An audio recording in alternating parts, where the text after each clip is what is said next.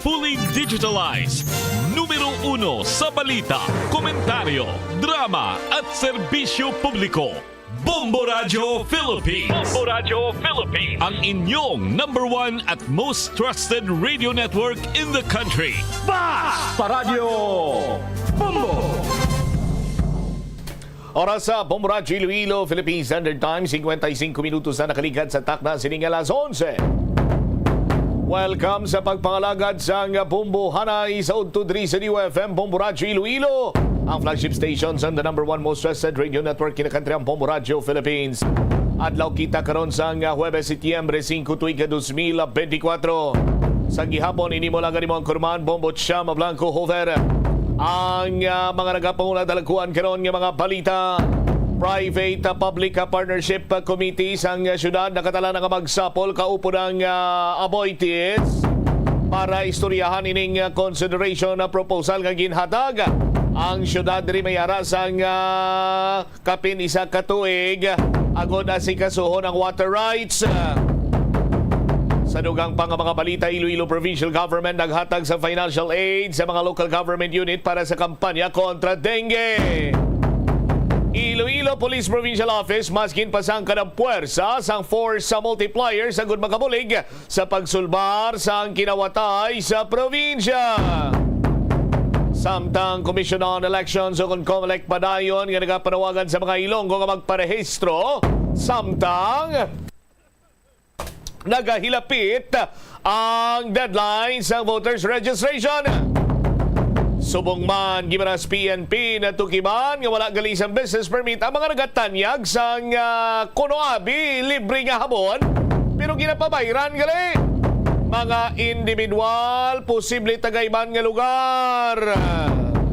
Kaglapsag nga ginabandona sa isa ka mall sa distrito sa Mandurriao, yara na sa paghinakop sa City Social Welfare Development Office. Muni madalakuan mga balita, issues kay impormasyon ng main sentro karon. Sa aton sining pagpangalagad sa gihapon diri sa palatuntunan na Bombo Hanay sa Uto. Padayon lang sa paghulog sa inyo sining mga entries para sa swerte sa palengke promo ng Bombo Radio at Star FM.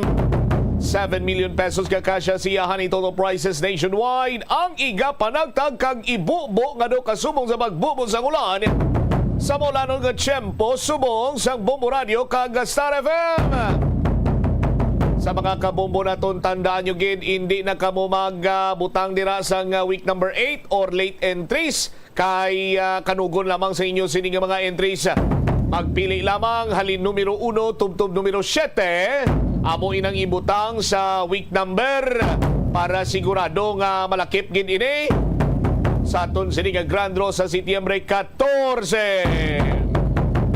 Sa mga non-winning entries, di ka mo magkabalaka kaya ang inyo sining mga entries sa aton sining mga kabombo ang mapasakop sa gyapon sa Grand Draw.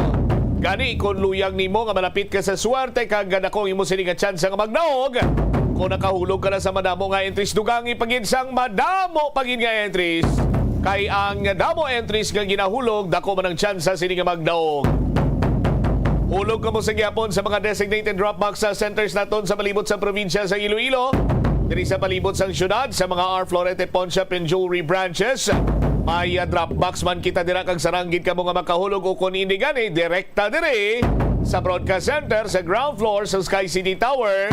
May mga drop boxes kita dira kag may mga corresponding man sini iyang mga proof of purchase kung di ang gingamit mo nga proof of purchase or kung ano ang gingamit mo nga proof of purchase, may ara sila sa nga corresponding drop box dira mo direkta ihulog.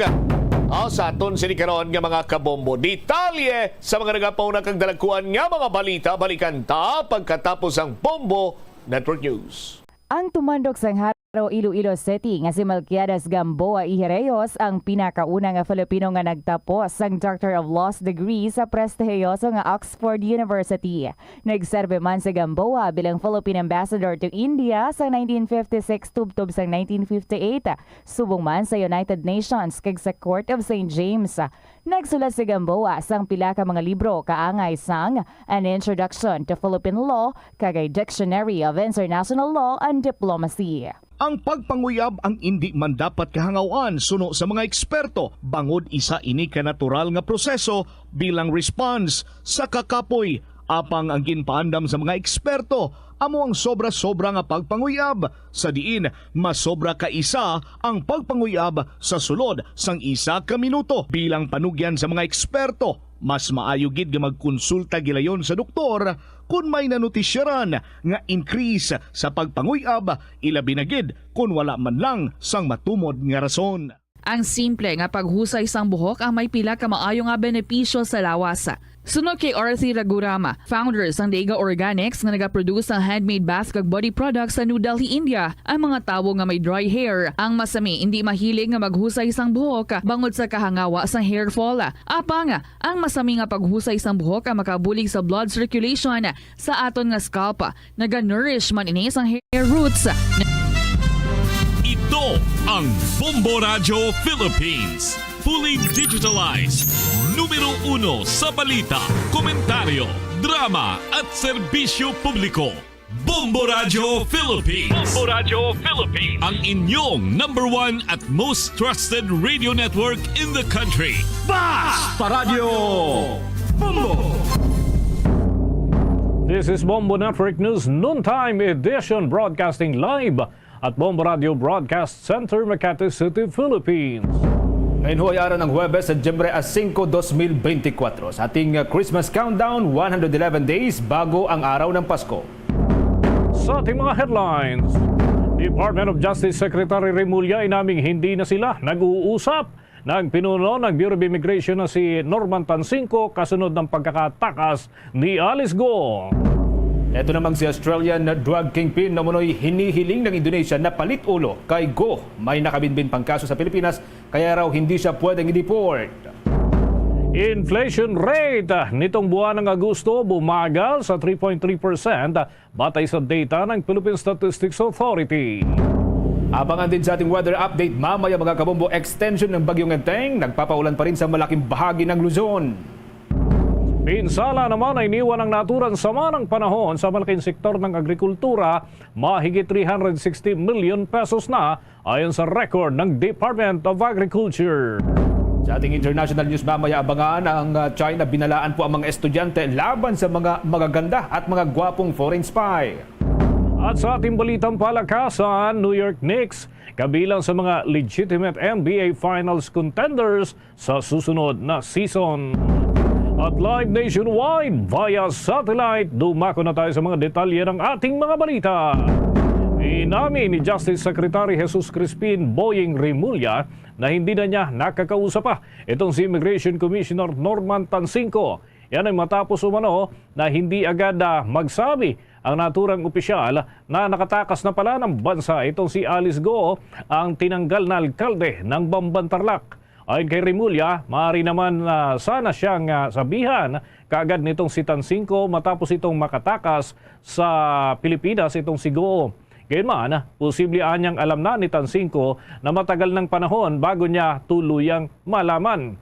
Dahil dito ay hindi na anya niya o sila nag-uusap ni Tansinco mula noon. Iginit pa ni Remulla na hindi tamang naging asal ng pinuno ng Bureau of Immigration na si Tansinco.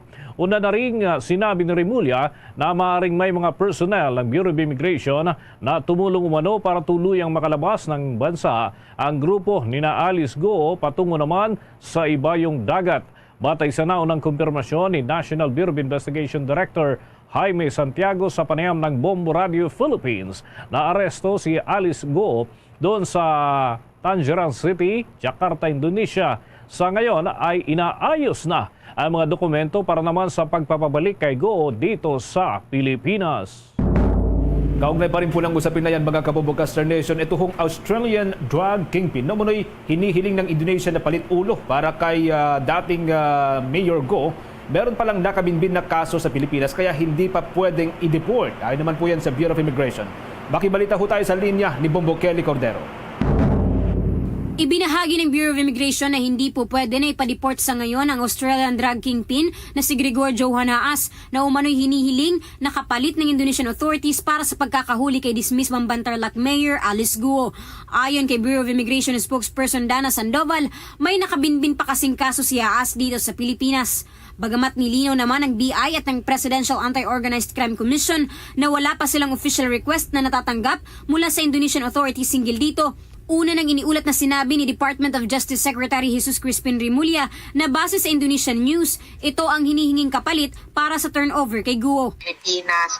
But yun nga pong sinasabi na swap. On the ground po, wala po kaming information on that because ang dinidiscuss na lang po natin on the ground is the procedure for the return. We do not have information on any such discussions na binabanggit po sa Indonesian media. Si Hanas ay nahuli sa Cebu matapos ang isang manhunt operation noong Mayo dahil sa criminal complaint na sinampas sa kanya ng mga otoridad sa Indonesia. Most wanted drug trafficker umano sa bansang Indonesia si Hanas na iniuugnay sa Sinaloa Drug Cartel at pinaniniwala ang nasa likod ng pagtatangkang pagpuslit sa Indonesia noong Disyembre 11 taong 2023 ng isang shipment ng floor ceramics na puno ng higit 5 kilong illegal na methamphetamine drug substance. Samantala wala pa ring opisyal na abiso hinggil sa kung ngayong araw ba darating si Alice Guo sa Pilipinas. Ayon kay Sandoval, inaantay lang nila ang final sked ng Indonesia at sa lalong madaling panahon ay ibabalik na si Guo dito sa bansa. Ayon sa Bureau of Immigration, patuloy pa rin ang pagpaproseso sa immigration requirements ni Guo sa Indonesia. Kasabay nito, tiniyak ng ahensya na wala silang kinakaharap ngayon na problema hinggil sa repatriation ng dismissed mayor. Nakaharap ngayon si Guo sa mga kaso na qualified trafficking, 87 counts of money laundering, tax evasion at iba pa. Para sa Bombo Network News, Bombo Kelly Cordero nag-uulat para sa number 1 and most trusted radio network in the country, Bombo Radio Philippines. Basta radio, Bombo! Abangan pa mga update dyan mamaya mga kabombo. Samantala sa ibang munang balita, bahagya pong bumaba o bumagal ang inflation rate ng Pilipinas nitong buwan ng Agosto. Yan ay dahil sa mas mabagal na pagtaas ng gastos sa pagkain at transportasyon. Anya sa record ng Philippine Statistics Authority, magandang development ito. Sinabi ni National Statistician at Philippine Statistics Authority Chief Claire Dennis Mapa na ang inflation na sumusukat po sa rate ng pagtaas ng mga presyo ng ating mga bilihin at maging ng mga serbisyo ay bumagal sa 3.3% nitong nakarambuan, mas mabagal kaysa sa 4.4% na rate para naman sa buwan ng Hulyo. Dahil dito, ang year-to-date inflation print sa unang 8 buwan ng taong kasalukuyan sa 3.6% ay isang mabagal mula yan sa 5.3% na rate sa kaparehong period nung nakalipas na taon at nasa low pa rin naman ng ceiling kaugnay doon sa hangganan ng 2% hanggang 4% na forecast. Bumulusok din mga kabombo ang forecast ng Bangko Sentral ng Pilipinas na 3.2% hanggang 4% para naman sa kaparehong period. May pa rin po ng balitang yan, pinawi ng Bangko Sentral ng Pilipinas ang pangamba ng publiko sa naitalang August 2024 inflation na 3.3%.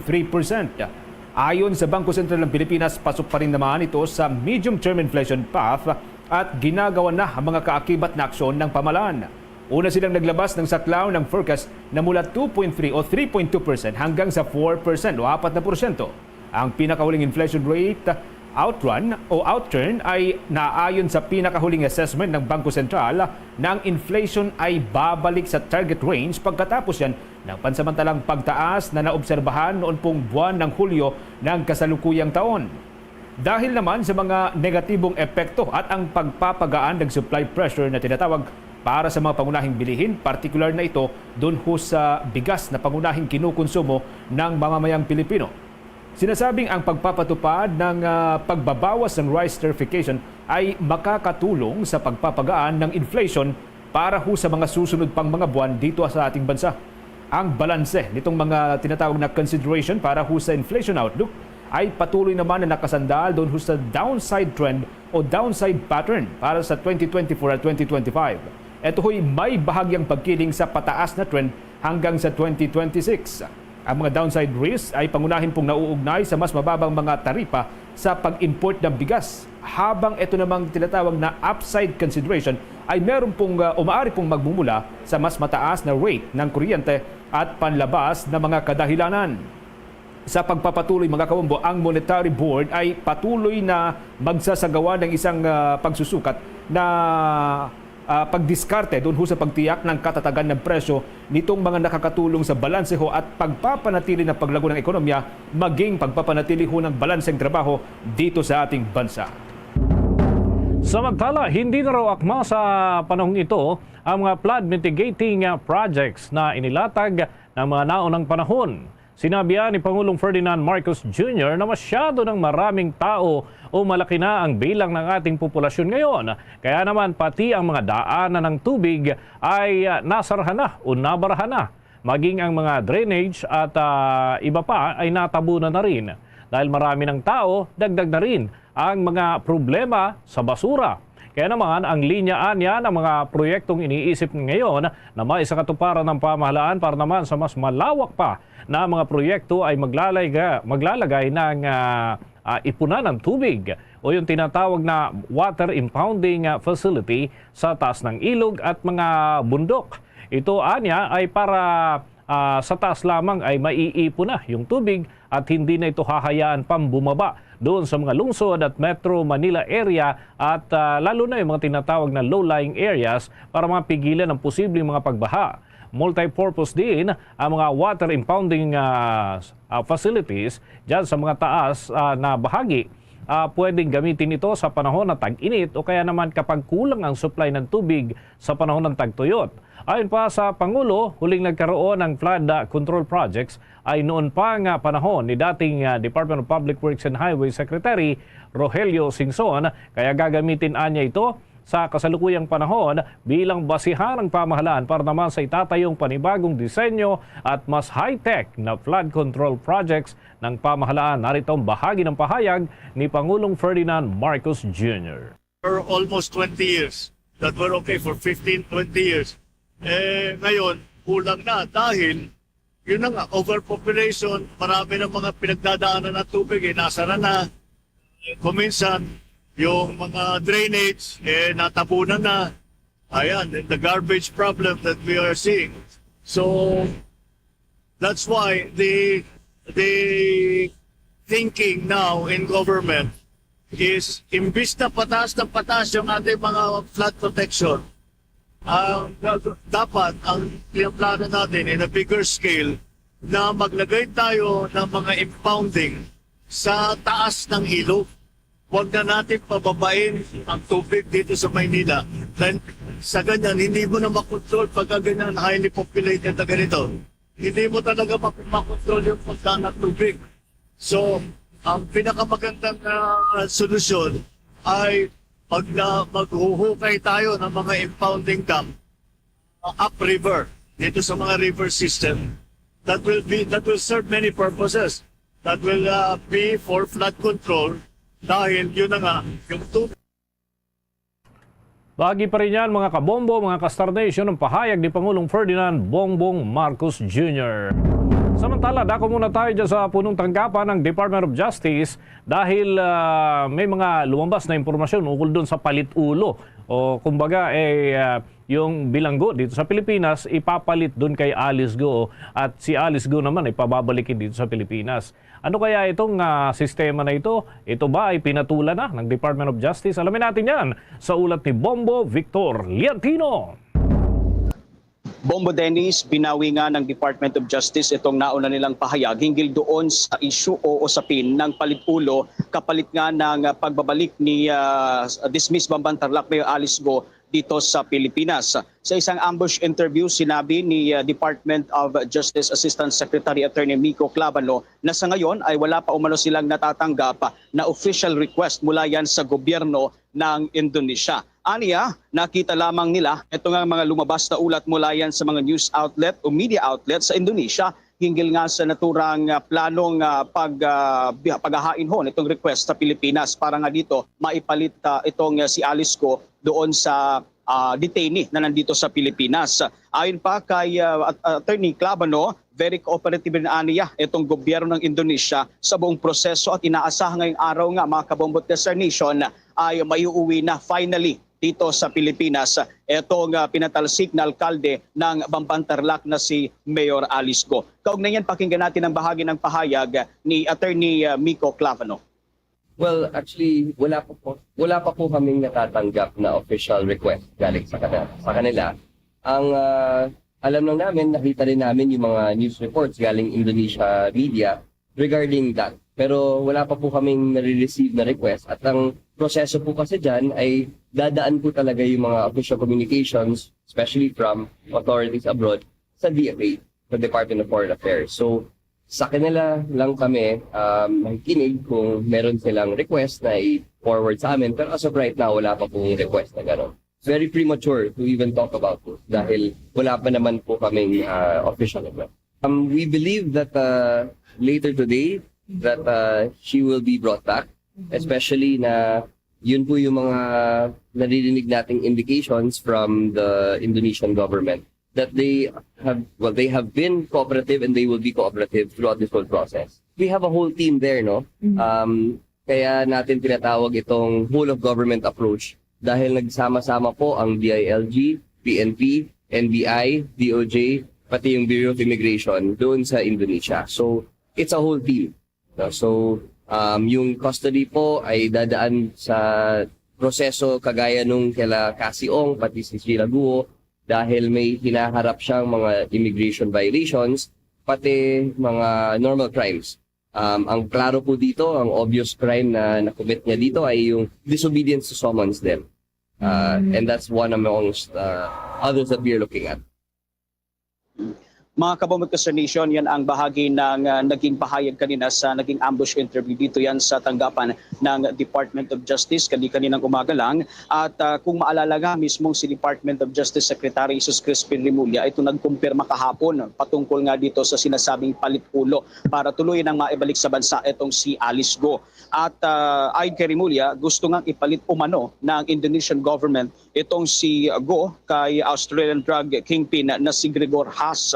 At si Haas nga ay naaresto ng mga otoridad sa Pogo, Cebu noong May 15 ng mga kawani o mga tauhan mismo ng Bureau of Immigration. Ito ay matapos nga na mag-issue itong Interpol ng red notice kasunod yan ng inihaing kaso ng mga Indonesian authorities laban sa kanya. Si Haas mga kabombo ay itinuturing nga na isang high-profile fugitive at dahil nga sa pagkakasangkot nito sa Sinaloa Cartel. Ito nga ay isang sindikato na nakabase sa may Mexico na kung saan ay sangkot sa mga drug trafficking at maging ito nga mga tinatawag na money laundering activities. Samantala mga kabombo, kinumpirma naman ni Department of Justice Secretary Jesus Crispin Remulla na hindi na sila nag-uusap nga nitong ni Bureau of Immigration Commissioner Norman Tansinco at ayon nga kay Remulla, masama ang kanyang loob kay Tansinco dahil sa umunoy pag-bypass nito sa kanya. Paliwanag ng kalihim, hindi kaagad ipinarating sa kanya ng naturang commissioner itong mga mahalagang impormasyon na may kinalaman nga sa pagtakas ni dismissed Bamban Tarlac Mayor Alice Go, itong umano'y kapatid ng dating alkalde na si Sheila Go at ang kasosyo niya sa negosyo o malapit umano kay Alice Go na si Cassandra Ong. Paliwanag ng kalihim, ito nga ang mga nabanggit na individual ay sinasabing may kinalaman sa pagpapatakbo umano ng illegal na operasyon ng Philippine Offshore Gaming Operators Hub dito ho sa Pilipinas, partikular dyan sa kanilang bayan sa Bamban sa lalawigan ng Tarlac. Okay. At aniya tila ba tinatago sa kanyang kaalaman nga itong naturang insidente. Kaugnayan narito pa ang bahagi ng pahayag ni Department of Justice Secretary Jesus Crispin Remulla. At ng pwedeng panagutin sa mga naganap na krimen, pananagutin natin. Kaya wala tayong sisinuhin dyan. Basta may kinalaman, imbestigahan, hanapin ebidensya, at uusigin namin. Pati government people ay pwede na involve. Kasi may suspicion tayo na immigration people were involved. Sa kabilangan nito, Bombo Dennis, ay tiniyak naman ng Department of Justice na kanilang ipagpapatuloy pa rin itong investigasyon sa mga kawani ng gobyerno na sinasabing sangkot dito sa pagtakas nitong si Alice Go, Cassandra Ong at itong si Sheila Go. Bombo Dennis. Okay, Bombo Vic, may pinal na ba na magiging setup kung saan ikukustudiya itong si Alice Go? Dahil merong patawag yung Senado, pero meron ding mga usapin na na umusad mula sa Department of Justice at iba pang mga kinasasangkutan din itong si Alice Go, Bombo Vic. Nabanggit nga kanina, Bombo Dennis, ni Attorney Miko Clavano, na etong si Alice Go, after nilang makabalik sa bansa, ay madidetain dito sa facility ng Bureau of Immigration dahil nga ito ay may kinakaharap na mga immigration laws. Nabanggit nga nito, itong paggamit niya ng, sinasabi nga ni Attorney Clavano na ito ay illegal alien dahil siya ay isang Chinese national dahil nga doon sa nadiskubre na pasaporte niya na si Go Waping, Bombo Dennis. Okay, si Bombo Jen, may tanong, Bombo Genesis?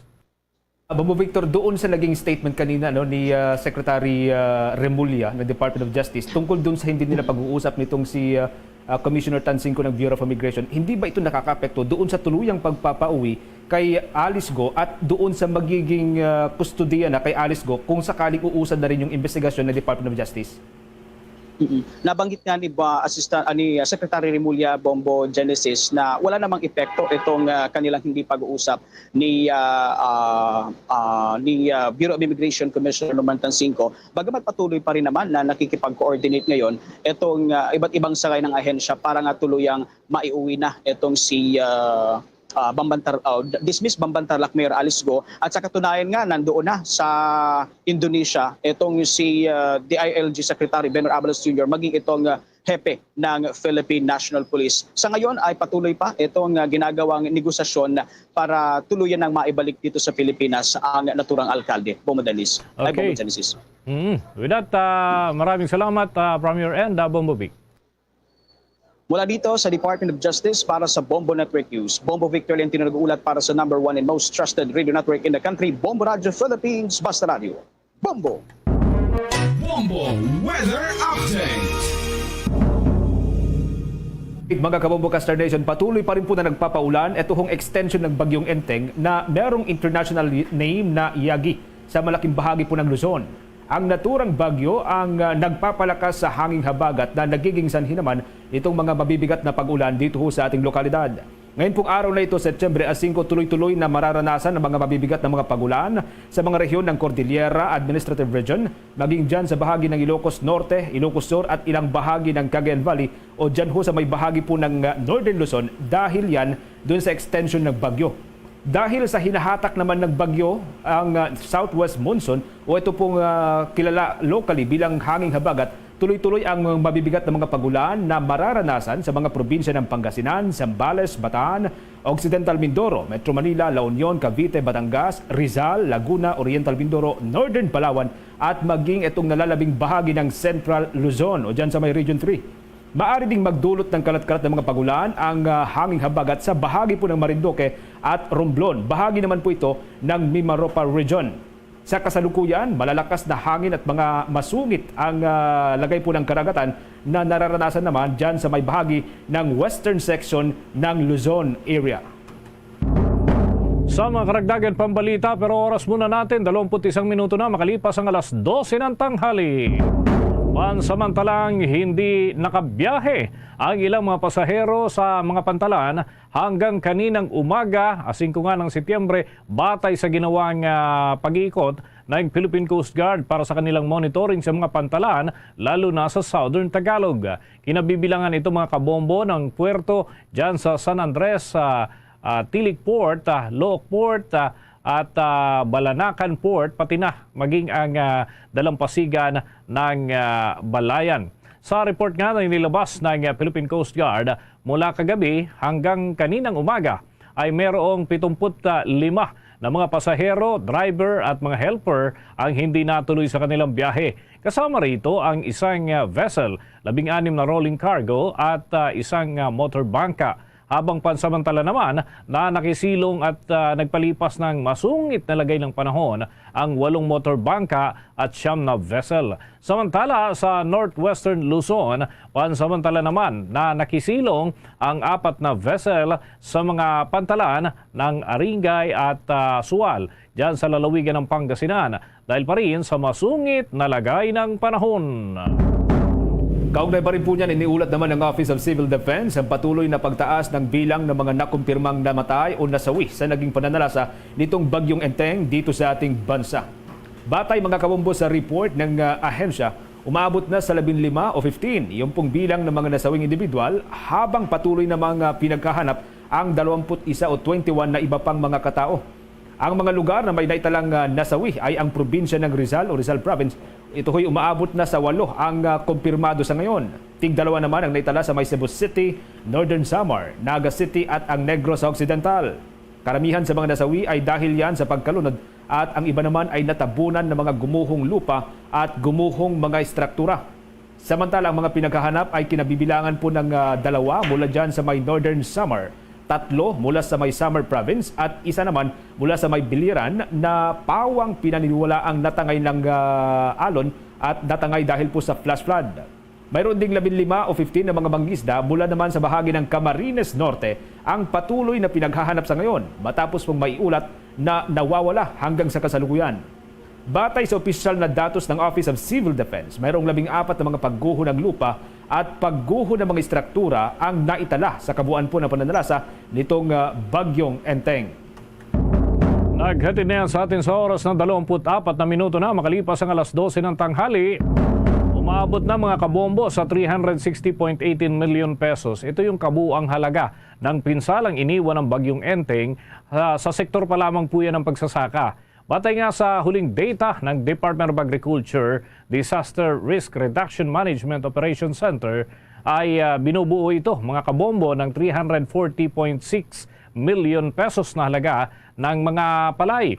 At yung saklaw na rin, pati yung mga palayan mismo. 14 na milyon mahigit naman ang halaga ng maisa na naapektuhan at 4.33 milyon na halaga para sa high value crops at commercial crops. Ito ay mula sa kabuuang 9,254 na ektarya ng mga sakahan na kasalukuyan na may mga nakatayong pananim.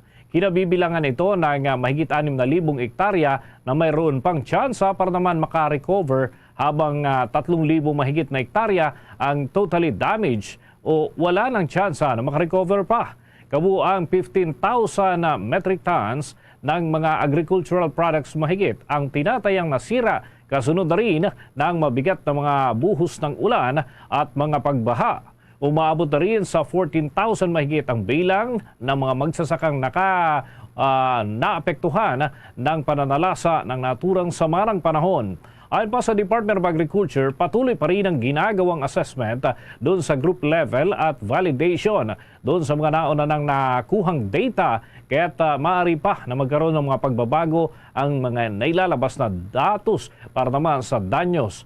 Sa naging pananalasa ng Super Typhoon Karina, na sinamahan ng epekto naman ng habagat nitong nakalipas na buwan, ay naitala ang record ng Department of Agriculture may kabuuan na 4.72 billion pesos na danyos sa mga pagsasaka at nakaapekto rin ito sa kabuhayan o livelihood ng kabuuang 137,999 na mga magsasaka at mga mangingisda dito sa ating bansa. Bombo International News. Sa ating balita sa ibayong dagat, pinag-iingat ng China Ministry of State Security ang mga estudyante nito laban ho sa mga magaganda at guwapong foreign spy na posible daw na nangaakit sa kanila upang mangespya laban ho sa sariling bansa. Ginawa ng China ang babala kasunod po ng umano'y natuklas ang mga foreign spy na humihimok raw sa mga loyal na Chinese national na talikuran at tuluyang kalabanin ang kanilang sariling bansa. Babala ng ministro, maraming mga foreign spy ang gumagamit ng iba't ibang mga disguise, habang ang iba naman ay nakakaya din daw na palitan ang kanilang mga gender o ang kanilang mga kasarian. Inakusahan din ito ang mga foreign intelligence agencies na nagde-deploy umano ng tinatawag na romance traps para hikayatin ang mga Chinese students. Sa ilalim ng naturang trap, inaakit umano ang mga bata o mga bata-batang Chinese students, lalo na yung mga may access sa tinatawag na sensitive scientific research data. Kapag naakit na raw, humihingi na ang mga ito ng mga confidential information mula sa kanila na papabor doon sa ibang mga bansa. Ang mga naturang spy ay maaari umanong magpakilala bilang mga university scholar, mga scientific researcher o mga consultant at maaari magbigay o mag-alok ng cash kung hindi man makakuha o makuha sa pamagitan ng romance trap. Sa ngayon, hindi pa pinapangalanan ng China yung mga bansa na posibleng nagde-deploy ng mga spy. dun sa may bansang China. Gayunpaman, ngayon pong Hulyo, una nitong inakusahan ang MI6 ng Grand Britanya na umano'y nagre-recruit ng ilang mga individual upang magtrabaho doon sa Central Government Spy ng United Kingdom. Mga kabombo, mga ka-Star Nation, abangan pa mamaya yung mga update natin hinggil pa rin dito sa pag-uwi na sa bansa nitong si Alice Lialgo matapos ngang makumpirma ang kanyang pagkakaresto at ngayon ay pinuproseso na ito ng ating mga otoridad. Antabay lamang tayo mga kabombo sa ibang balita. Bombo Jen. Samantala, update pa rin po tayo dito sa tuloy-tuloy ng mga pag-ulan dito sa Metro Manila. Muli pong nag-overflow mga kabombo ang Lamesa Dam. Kanina pong umaga, Setyembre 5, dahil huyan sa tuloy-tuloy pa rin mga pag-ulan, mabibigat na pag-ulan sa malaking bahagi ng National Capital Region dulot nitong hanging habagat. Batay sa datos na inilabas ng State Weather Agency, lumagpas mula sa spilling level na 80.15 meters ang level ng Lamesa Dam at umabot po ito sa 80.17 meters. Dahil sa wala ngang floodgate, ang naturang dam, otomatikong nag-overflow ang tubig nito at nakaapekto sa mga mabababang komunidad. Katulad po yan ng mga dinadaanan nitong Tulyahan River mula sa may Quezon City at dadaan po ito sa may Fairview, Quirino Highway, Santa Quiteria at San Bartolome. Kasama din po dyan sa may Valenzuela City. Kinabibilangan po ito ng North Expressway at La Huerta hanggang sa may syudad po ng Malabon, pawang dito po sa National Capital Region. Kahapon mga kabombo, muli pong umapaw ang tubig ng naturang dam, itong Lamesa Dam, dahil yan sa magdamagan at halos maghapon na pagulan at umabot sa 80.20 meters ang level ng tubig nito habang ang spilling level ay aabot lamang ng 80.15 meters. Nako naman tayo mga kabombo dyan sa panig ng Senado. Alamin natin mga preparasyon dyan dahil kabilang po ang Senado sa nag-iimbestiga dito sa mga usapin ng Philippine Offshore Gaming Operators. Ito ngayon, si Wesley Go na sinasabing kapatid ni Alice Go ay isa pang kabilang po doon sa mga lumabas ng ating bansa at handa na daw sumuko sa mga otoridad ayon yan sa kanyang abogado. Alamin natin ang iba pang mga update mula kay Bombo JC Galvez. Handa na rin daw sumuko si Wesley Lialgo, ang kapatid ni dismiss Bambantarlac Mayor Alice Go sa mga otoridad upang harapin ang mga aligasyon hinggil sa pagkakasangkot nito sa iligal na operasyon ng Philippine Offshore Gaming Operator o POGO. Ayon kay Attorney Stephen David, legal counsel ni Alice at Sheila Lialgo, nakausap niya kahapon si Wesley at kinumpirma nito na gusto na rin daw nitong sumuko. Kaya raw nais ng sumuko ni Wesley ay dahil dumarating daw sa punto na pinanghihinaan na ito ng loob dahil ang kanyang mga kasamahan ay inaaresto na ng mga otoridad. Kahapon. Anong pinag-usapan niyo? Well, lawyer-client privilege yan eh. Pero gusto rin niya sumuko. Detail, hindi ko masasabi. Pero dumadating yung point ng isang tao yung nadi-discourage ka, di ba? Kasi yung makasama mo, nandyan na lahat, di ba? So, human being that we are, dumarating yung point ng kahinaan natin. Gusto nating humarap. Which is actually yun naman ang tamang gawin eh. Hindi niya nakikita yung essence pa ng pagtatago. Una-una, sabi ko nga, pagtatago ka, ano bang kasalanan mo? Dagdag pa ni David, hindi rin daw nakikita ni Wesley yung dahilan para magtago sa mga otoridad, gayong wala naman daw itong kasalanan. Kinumpirma rin ito na hindi niya alam ang kinaroroonan ni Wesley. Samantala, hinggil naman sa kanyang kliyente na si Alice Go, sinabi ni David na hindi pa raw niya nakakausap ang suspendidong alkalde at huli niyang nakausap ito ay noon pang August 22. Hindi na rin daw niya ikinagulat ang pagkakaresto ng Indonesian authorities kay Alice Go. Last time ko siya nakausap, August 22 pa. So right now, wala pa. Hindi ko pa siya nakausap. Actually, wala pa. I'm blind spot din ako eh. Although, ang alam ko ngayon, ongoing yung usapan nila para makauwi na siya dito within the day. Naman ma-arrest siya eh. That's why I was always requesting her to surrender. Kasi you cannot escape the long arm of the law. Eh lagi ko sinasabi sa kanya, tsaka it's better for her. She may not realize it right now, but it's better for her that she be here. Kasi we have to face all these allegations and charges against her. How can we do that kung wala siya dito, di ba? Sa ngayon, ay nagpapatuloy naman ang pagdinig ng Senado hinggil sa kung paano nakatakas ng bansa si Alice Go at ilan pang mga kasamahan nito. Para sa Bombo Network News, ako si Bombo JC Galvez nag-uulat para sa number 1 and most trusted radio network in the country, Bombo Radio Philippines, Basta Radio. Bombo! Oras natin mga kabombo, mga ka-Star Nation, 28 minuto bago sumapit ang alauna ng hapon. Panindigan ng National Maritime Council sa pagpapatuloy ng presensya ng Pilipinas sa Escoda Shoal. Ito'y upang pigilan ng China na makontrol ang naturang lugar na bahagi mismo ng teritoryo ng Pilipinas. Ayon kay spokesperson na Vice Admiral Alexander Lopez, ay pananatilihin ng Pilipinas ang presensya nito sa naturang katubigan, mapa-patrol operations man o pananatili ng barko ng ating bansa. Nanindigan din si Lopez na tanging ang mga otoridad ng Pilipinas ang may karapatan para naman magdesisyon sa naturang pananatili ng ating mga pasilidad para makapagsagawa ng anumang aktibidad sa naturang lugar na malinaw na bahagi naman talaga ng exclusive economic zone ng ating bansa. Malinaw ang direktiba ni Pangulong Ferdinand Bongbong Marcos Jr. na hinding-hindi isusuko ng Pilipinas ang kahit na 1 pulgada ng ating teritoryo. Muli ring binatikos ni Lopez ang anyay pagpapantasya ng China na angkinin ang naturang bahagi ng karagatan sa pamamagitan ng agresibong aksyon. Ayon pa kay Lopez, mananatili ang Pilipinas sa West Philippine Sea sa kabila ng tuloy-tuloy na harassment, raming incident at iba pang uri ng pambubuli at mapanganib ng mga maniobra ng Chinese vessel at Chinese aircraft sa naturang rehiyon. Samantala, nagsimula nang dumating sa Pilipinas ang mas malalaking mga bulto ng bigas. Kasunod po yan ng implementasyon ng mas mababang taripa sa bigas. Sa ilalim po yan ng Executive Order No. 62 ni Pangulong Ferdinand Bongbong Marcos Jr. Lumalabas sa datos ng Bureau of Plant Industry na nitong buwan ng Agosto ng taong kasalukuyan, pumasok sa Pilipinas ang kabuuan na 296,350.96 metric tons ng imported na bigas. Ito'y mas mataas ng mahigit 100,000 tonelada kumpara sa 167,403.84 metric tons na pumasok sa bansa nitong buwan ng Hulyo ng kasalukuyang taon. Simula naging epektibo ang naturang executive order, umabot na sa 463,754 metric tons ng imported na bigas ang dumating sa bansa. Ang pagpapalabas ng Executive Order No. 62 ay inaasahan ng Marcos Jr. Administration na magiging daan upang tuluyang mapababa ang presyo ng bigas dito sa Pilipinas. Sa pagtaya naman ng mga economic managers ng Administrasyong Marcos, maaring aabot mula 6 pesos hanggang 7 pesos ang magiging tapyas o ibababa sa presyo ng kada kilong presyo ng bigas dito sa bansa.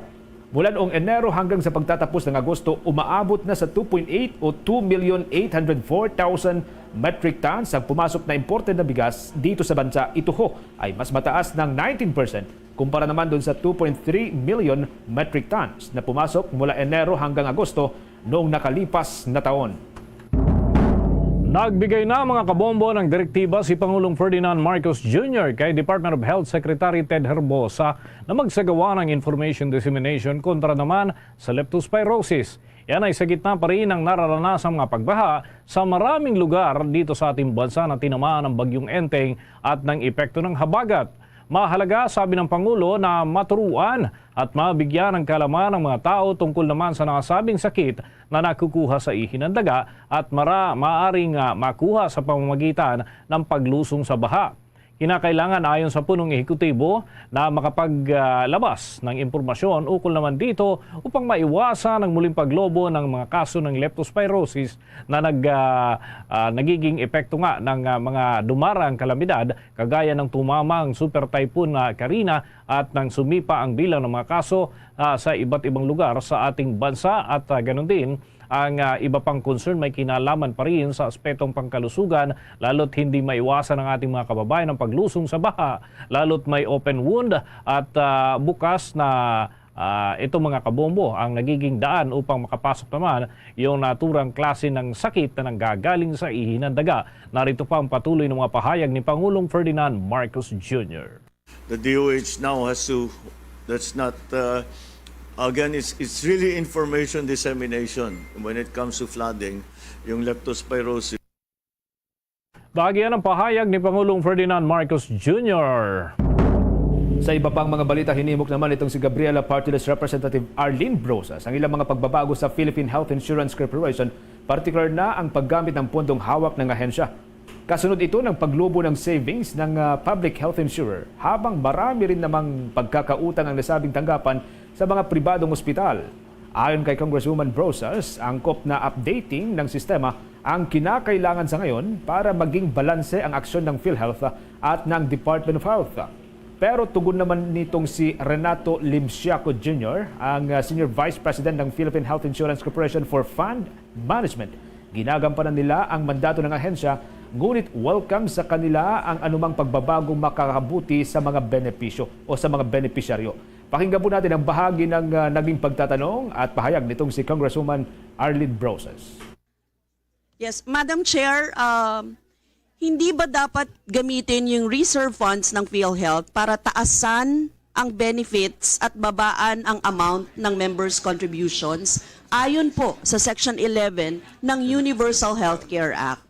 Ibig sabihin, Madam Chair, hindi ba ito ginawa ng PhilHealth kaya naipon ang reserve funds nila, Madam Chair? Madam Chair, tama po si Kong Brosas, Madam Chair. Though may mga increase sa benefit packages po natin, very minimal as mentioned by our PCEO. And wala po, may mga instances, Madam Chair, that the President suspended the premium, no, particularly during the pandemic.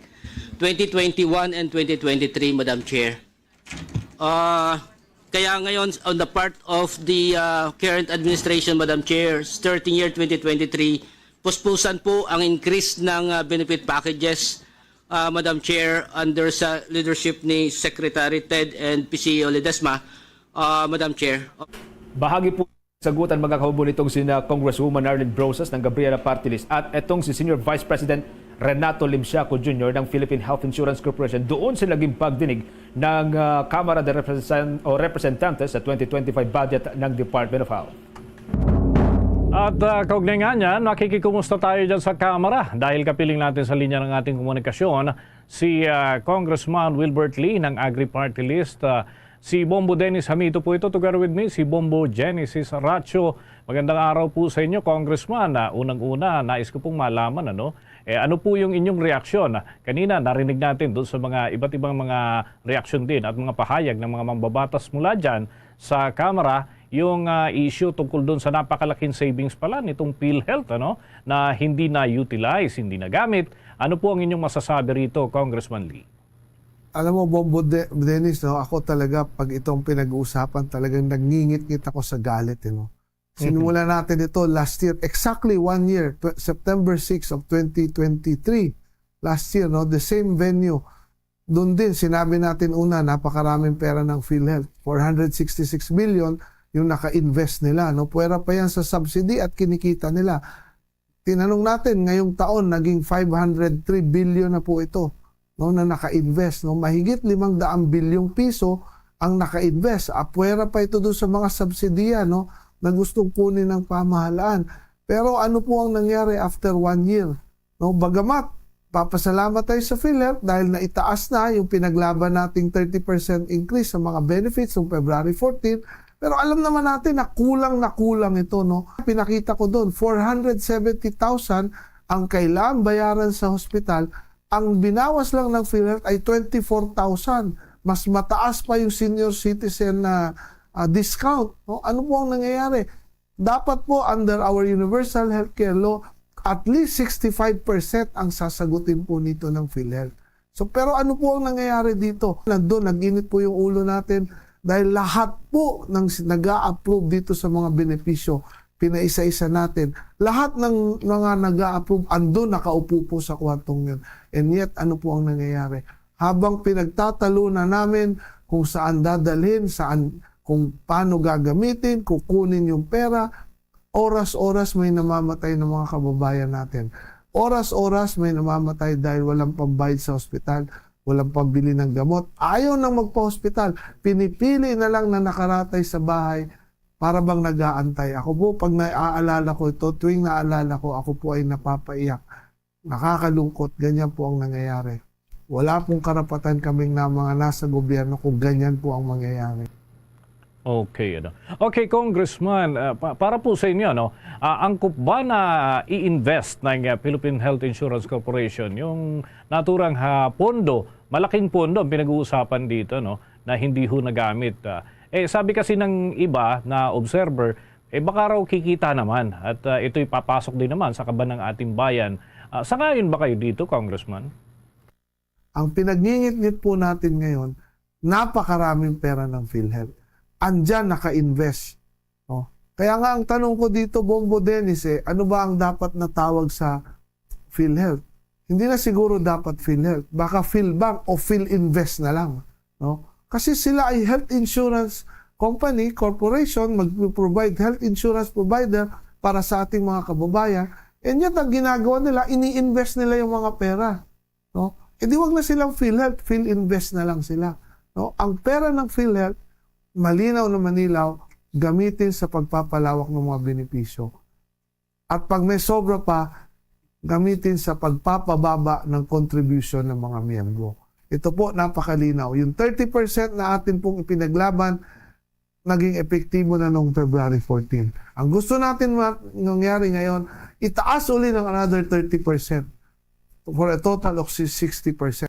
After natin ito sinabi, nag-usap kami ng presidente ng PhilHealth, kaya raw, baka kaya, hanggang 50% pang itaas. Isipin mo yan, Bombo Dennis, ha? Kung hindi natin ito ginaganon, bakit nila may isipan? Kaya naman pala hanggang 50%. Kailan pa ba? Kumbaga, ang tanong ko doon, manhid na ba tayong lahat? Manhid na ba kami na nandun? Manhid na ba yung mga taga-DOH? Porque ba kaya nilang magpa-hospital at may perang pampagamot kung magkasakit? Ang dami po nating kababayan na hindi po kaya ang magpa-hospital at magpagamot. Pinipili na lang na nasa bahay lang. Dahil bakit? Ito ang magiging dahilan ng lalong pagkalubog nila sa kahirapan. Dahil kailangan nilang mangutang para lang magpagamot. So nakakalungkot ito. Marami na rin naman tayo na ipinaglaban.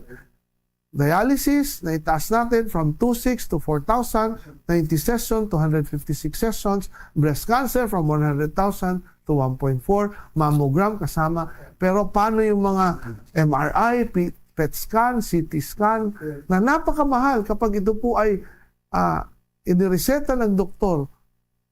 Buong Metro Manila, isang hospital lang, na public hospital ang may PET scan na napakahaba ng pila. So ang option ay pupunta ka sa pribadong hospital na napakamahal. So ano nangyayari? Mag-iipon, mangungutang. Kapag nakautang na o nakaipon na ng pera, malala na yung sakit. Yan ang tanong ko, Bombo Dennis. Manhid na ba talaga tayo dito? Okay. Si Bombo Genesis, ang akin pong katandem ngayon, ay meron din katanungan. Bombo Gen, with your question? Hello Kong, good afternoon. Magandang hapon ho sa inyo. Ibang topic naman ho sa akin, bilang kinatawan o kongresista ho ng Agri-Party List, ano po yung nakikita ho ninyong pagtugon sa malaking pinsalang iniwan ng bagyo at maging yung posibleng permanenteng aksyon para ho sa mga magsasakang madalas maapektuhan itong kalamidad? Una sa lahat, short term, kailangan po ang ating pamahalaan agresibong tulungan itong mga naapektuhan. Pero paano po ito gagawin? Ito po, matagal na po natin itong inilalaban sa Kongreso. Ito pong ating isang panukala patungkol po dito sa crop insurance. No? Ang ating PCIC, Philippine Crop Insurance Corporation, ang kino-cover lang ngayon ay 20% ng crop insurance. At voluntary pa. Ang ipinaglalaban natin dito, gawin itong mandatory at 100% coverage. Nang sa gayon, kung magkaroon man ng pareho nito, kaya gaya ng binanggit po ninyo, kalamidad, bumaha, natangay, naubos yung ating mga pananim, kahit papano makakabalik yung puhunan, yung kapital ng ating mga magsasaka kapag may insurance. Hindi po yung tinangay na, naubos na, walang naiwan sa magsasaka, kundi utang. No? So ito napakahalaga. Ito po yung long term na nakikita natin na kailangan natin talaga itong isulong. Yung Philippine Crop Insurance Corporation, kailangan i-cover lahat ng pananim ng 100%. So, para pag ganitong may kalamidad, maibabalik kahit papano yung kanila pong puhunan. So, yan po yung nakikita natin talagang isang solusyon po para dyan. Wala na po tayong magagawa sa mga kalamidad. Dahil sa climate change, dahil sa mga nangyayari, talagang ito po ay paulit-ulit na darating at darating sa atin. So, ano po ang dapat gawin? I-cover ng PCIC yung pong mga tanim ng ating mga magsasaka. Okay, magkumustahan ulit tayo sa susunod na pagkakataon. Hihimayin pa natin yung ibang mas malalim na aspeto tungkol dyan, Congressman. Maraming salamat po. Mga kabombo, mga ka-Star Nation, nakausap natin ang kinatawanan ng Agri-Party List. Ito si Congressman Wilbert Lee. Mga kabombo, mga ka-Star Nation. Bombo Police Report. Ako muna tayo dyan sa Western Visayas dahil may lasing at nag-amok daw ito. At nasawi matapos na tagain ang kainuman dyan sa Iloilo. At mga kabombo, pasintabi sa mga nagtatanghalian. Maselan po itong susunod nating balita. May balita dyan ng Bombo Radio Iloilo. Patay ang isang lalaki matapos na pinagtataga ng kanyang kainuman sa Barangay Poblacion, Barotac Viejo, Iloilo. Ang biktima ay si alias Alex, 56 anyos, isang magsasaka at residente ng Barangay Singkuan, Lemery, Iloilo. Habang ang suspect naman ay si alias Aloni, 70 anyos, isa ring magsasaka at residente ng Sitio Palac, Barangay Poblacion, Barotac Viejo. Sa panayam ng Bombo Radio Iloilo kay Police Lieutenant Colonel Arnel Solis, spokesperson ng Police Regional Office 6, sinabi nito na naggalit ang biktima matapos tumanggi ang suspect na magkipag-inuman pa at nagdesisyon na sanang umuwi na. Ani nga nagwala ang biktima at dito na naggalit ang suspect kaya kumuha ito ng itak at tinaga ang biktima sa mukha, leeg at ulo kung saan kumalat pa ang utak nito sa pinangyarihan ng insidente. Kaagad namang sumuko ang suspect dalang itak na kanyang ginamit sa krimen. Sa ngayon nakakulong na ito sa Barotac Viejo Municipal Police Station at naharap sa kasong murder. Kung iinom yung mga mga kababayan natin ay dapat tamang-tama lang po and huwag uminom ng sobra and tapusin ng maaga yung kanilang session dahil kung minsan yun po yung sinisimulan or pinagmulan ng mga away at nagkakaroon ng saksakan and nagresulta minsan sa pagkapatay ng magkaibigan dahil sa inuman. Si Police Lieutenant Colonel Arnel Solis. Para sa Bombo Network News, ito si Bombo Ayan Gahete para sa number 1 and most trusted radio network in the country, Bombo Radio Philippines, Basta Radio. Bombo! Sa dagdag pa nating balita, hinihingi raw ng Indonesian government bilang kapalit ng nitong si Alice Go, malayo pa rin may kukumpara doon sa tensyon kung ihahambing yan sa mga nangyayaring palitan sa iba pang mga bansa. Alamin natin ang iba pang mga impormasyon mula dyan. Nakalap ng Bombo Radio Dagupan. Malayo sa nangyayaring tensyon sa ibang bansa gaya na lamang ng Israel versus Gaza at Estados Unidos versus Russia. Kung ikukumpara ang hinihingi ng Indonesian government na si high-profile drug suspect Grigor Johan Haas bilang kapalit ni dismiss Bamban Tarlac Mayor Alice Goa. Ayon kay Attorney Joseph Emmanuel Serra, constitutional lawyer, ang Indonesia at Pilipinas ay close allies, kaya ang linguistic na napaulat na sinasabing swap ay malayo sa nangyayari sa ibang mga bansa. Aniya ang sinasabing palitan ay nangangahulugan lamang ng Indonesians ay gustong makakuha ng kasagutan sa high-profile drug suspect dahil kung transfer lang din ang pag-uusapan ay maaaring komplikado pa ito dahil nasa ilalim ng treaty ang bansa. Binigyan linaw naman ito na ang mga kaso ni Go ay wala pa sa korte at ang sinasabing paglabag nito na nasa ilalim lamang ng violation of several laws gaya na lamang sa pagtakas sa Singapore hanggang sa Indonesia. Muli naman itong binigyang diin na hindi fugitive ang kaso ni Go dahil wala pang inihain na warrant of arrest ang korte laban sa kanya kundi ang Senado lamang ang nag-issue nito.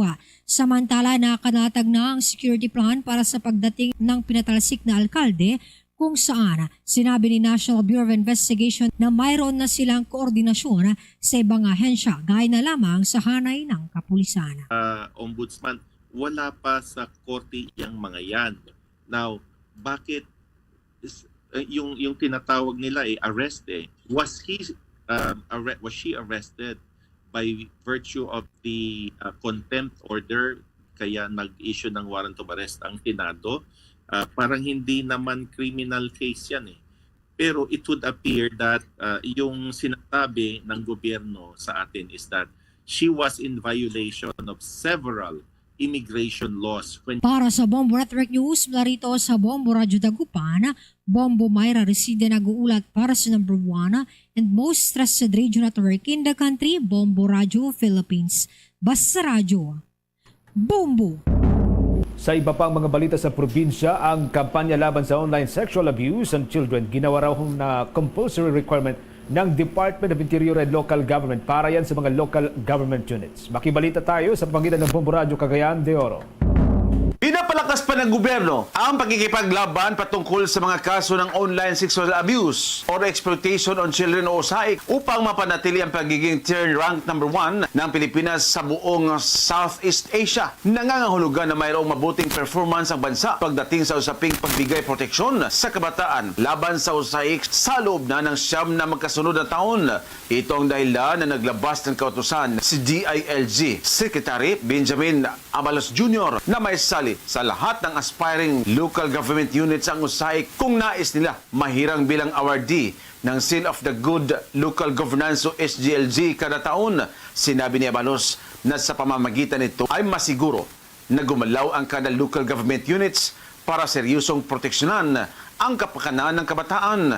Ginawa ng kalihim ang mensahe alinsunod ng kanilang paglunsad ng Tri-City Justice Zone na kinibilangan ng Cagayan de Oro City, Lungsod ng Iligan at Osami City upang mapangalagaan pa ang kinabukasan ng kabataan para makaiwas sa anumang abusong sexual gamit ang online sexual abuses o exploitation. As far as the DILG is concerned with the Philippine National Police and its Women and Children Protection Center, we have continually been at the forefront of the war against sexual abuse. Every year we've got this seal of good local governance, and every local government unit in the Philippines really wants to win this award. And part of this, we've issued Circular 2024-94, wherein LGU must have or must adopt a local ordinance against OSAIC. Mula Bombo Radio Cagayan de Oro, Bombo Junel Ukat, para sa number 1 at most trusted radio network in the country, Bombo Radio Philippines,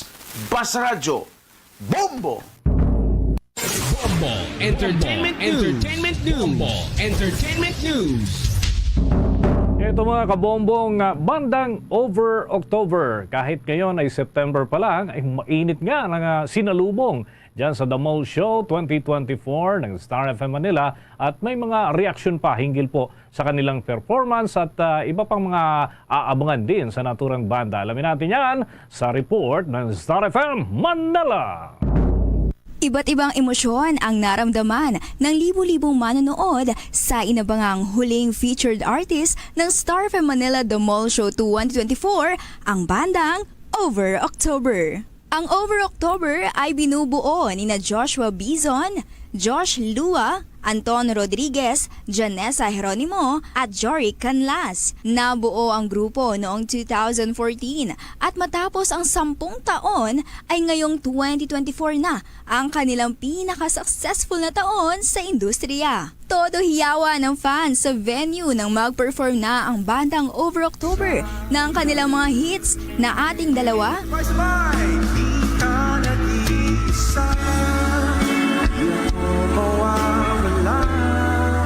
Kaakit-akit,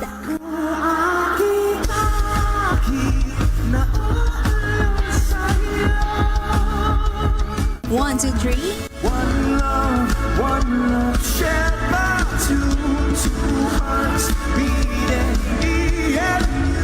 Sandali Lang, Sandali lang, bakit ka umalis? at ang kanilang breakthrough hit na Ikot. Lakasan niyo pa!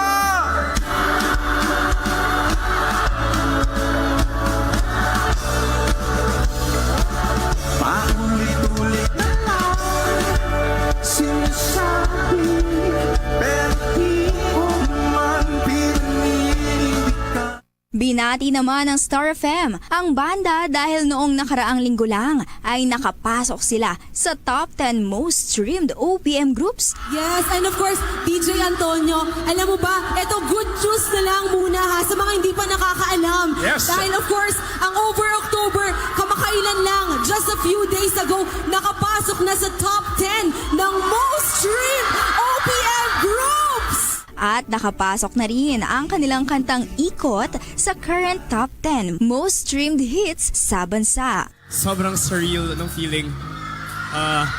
Matagal na namin siya pangarap pero hindi namin nakalaing mangyayari sa nung araw na yon. Sobrang solid na, ang dami ng kinig sa music namin ngayon. from something na college project lang, at least ngayon we do it almost every day of our lives. Sobrang grateful kami na nakarating kami sa 3 million monthly listeners. And honestly, di namin magagawa yun without you guys. So maraming salamat sa inyong lahat. Sa lahat ng streams. Thankful din ang banda na mapabilang sa star-studded lineup ng The Mall Show 2024. Maraming salamat sa lahat ng mga pumunta dito to watch us play. Hello. And sana maulit. Maraming salamat din sa Star FM for inviting us to be a part of this. We hope you guys enjoy. Mula sa Star FM Manila, nag-uulat Star DJ Yvonne Adarna para sa #1 and most trusted radio network in the country, Bombo Radio Philippines. Basta Radyo, Bombo! Mga kabombo, mga ka-Star Nation, tuloy-tuloy lamang sa pagtutok sa mga balita at impormasyon dito sa Bombo Radio Philippines. Lalo na mga kabombo, kung kayo babiyahe, pwede po kayong tumutok sa mga programa sa pamamagitan ng ating Bombo Mobile App o Bombo Mobile Application. Ganon din sa ating YouTube channel, TikTok at maging sa Facebook Live. Diyan nga sa rehiyon ng Mindanao para dun sa mga Cebuano speaking, nariyan ang Bombo Radio Davao, Bombo Radio Cagayan de Oro, Bombo Radio Butuan at Bombo Radio Jensan. Doon naman sa mga Ilonggo speaking, nariyan naman ang Bombo Radio Coronadal. Mga kabombo, sama-sama ho tayong manalangin. Narito ang Orasio Imperata for deliverance from calamities. Almighty Father, we raise our hearts to you in gratitude for the wonders of creation of which we are part, for your providence in sustaining us in our needs, and for your wisdom that guides the course of the universe. We acknowledge our sins against you and the rest of creation, nature. We have confused your command to subdue the earth. The environment is made to suffer our wrongdoing, and now we reap the harvest of our abuse and indifference. Global warming is upon us. Typhoons, floods, volcanic eruption, and other natural calamities occur in increasing number and intensity. We turn to you, our loving Father, and beg forgiveness for our sins. We ask that we, our loved ones, and our hard-earned possessions be spared from the threat of calamities, natural and man-made. We beseech you to inspire us all to grow into responsible stewards of your creation and generous neighbors to those in need. Amen.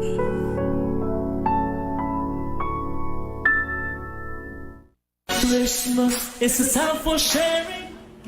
Sa ating Christmas countdown, mga kabombo, 111 days na lamang, Pasko na.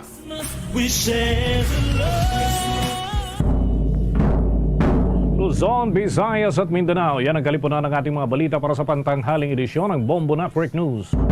Mula sa Bombo News Center, Makati para sa #1 and most trusted radio network in the country, Bombo Radio Philippines. Basta Radio, Bombo!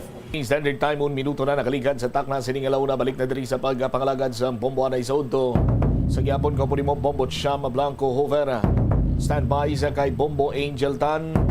Kay ang private na public partnership na katalana nga magsapol upod sa Aboitiz Group para istoryahan ining consideration proposal. Now, sa sining pagpatigayon man sa kunanong kasugtanan may kantanan sa pag-supply sang tubig diri sa bahin sang syudad sang Iloilo. O kag sa subong ti ang syudad way paya sang water rights. Gani mayara sila sang kapin isa pa ka tuig. Agod sinibanwa nga hikotaron para nga makangkon sang water rights sang syudad sang Iloilo. Check ta follow-up report ni Bombo Angel Tangel sa report ta please kami.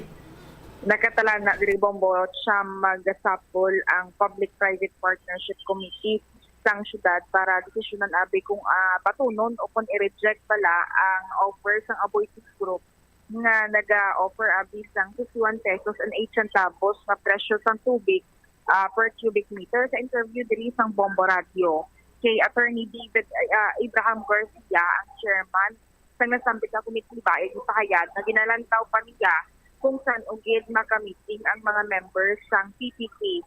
Kay nabudlayan siya mag-set sang schedule kung siya mangod, mabudlay kuno saan tuon ang schedule sang mga department heads. So, kay Atty. Garcia, ang committee ang mag-decide kung patunon o kung i-reject nila ini ang proposal sa Aboitiz kung sabihin ang plastada diri Bombo at Siam after sa presentation sang Aboitiz Group sa ila abing nga mga presentation terms and conditions nila sa sinipagpaligya sa tubig. Amo na ang pag-proceed sa votation sang komitiba. Nagkadto pag diri Bombo at Siam subong gid mga semana ining Aboitiz Group sa PPP nga gin-explain sa ila ining kontrata nga ginapresent nila sa Iloilo City Government.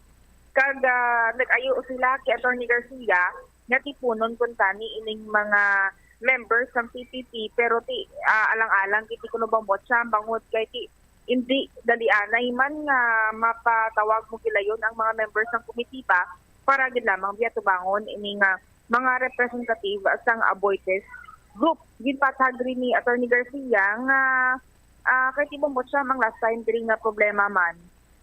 Hindi pamangkot naton. Kaya niya wala sa IRR sang ining PPPRB mga pagsulundan na pwede pa magbaton ang any LGU sang reconsideration abi sang mga gin-reject na mga proposals. According sa PPP Center sa ginpamangkot ni Attorney Garcia, pwede kuno ini bangod wala naka-indicate sa IRR Bombo Siam.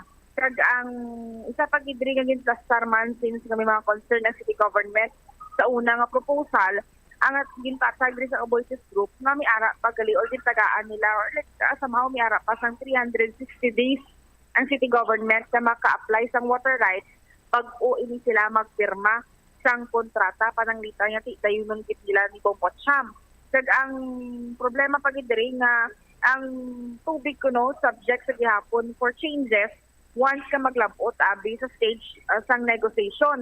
Kaya mahal ni kuno ang 51 o kung naglabot sila sa presyo nga 51.8 pesos kaysa subong ang tubig sa may Halaor Dam do tama kuno Bombo at Siam pa ka sturdy o kung amo ng term kaya wala pa kuno nagpanaog wala ang mga ining mga kumbaga ang hiko wala pa nag-steady nga timabalaan nila ang ining sakto nga components ng tubig hulag sang tubig sa may Halaor Dam rason nga apan testing abi sang tubig halin sa may Halaor Dam as sa mangin potable naglabot sila sa 51 pesos 0.8 nga ti presyo para nga ti ibaligya ining tubig man abi. Pamatian ta bala ang kabahin diri sa nga pagpahayag ni Attorney David Abraham Garcia sa nga interview. Naghatag si Aboitiz Infra Capital request for reconsideration which we received, and then after that nag-visit sila diri to give a little explanation about it. So nag-explain sila. They were here last Monday tapos nag-explain sila pero ang ilagitan ni nga tuyo is ma-explain sila sa pilog nga committee. The problem is I cannot convene the committee in just that very short notice. And it's always the committee nga ma-decide. So yeah, I think they will be back again for the committee. Gusto nila mag-explain sa committee. So I'll try to convene the committee. Pero sir, sa ila proposal, parang set up nila with the price and at the same time ang water rights nga concerns ng city abi attorney. Well, they explain nga kuno sa water rights. We have kuno 360 days to get the water rights. So they're trying to tell us nga before naton permahan ng kontrata, there's still time to get that right or that permit, which we still think it's not maitanib lang if it's certain that we can get it. Pero it's still not certain. It's really not certain that we can get it. As to the price, they mentioned to us it's still subject for negotiation and all. That's why they're hoping we just proceed with evaluation until we reach negotiation stage. But not until I'll be able to meet the committee, then we will be able to decide. Yeah, they kind of addressed the points that we laid down sa amon nga pag-reject sa ilang proposal. Pero sir, pila ang pinakanubo nila nga una mention nila, pila ang pinakanubo nila nga pwede nila ma-offer for negotiation with the price? Wala gid. They did not mention of any price. It's still there, 51.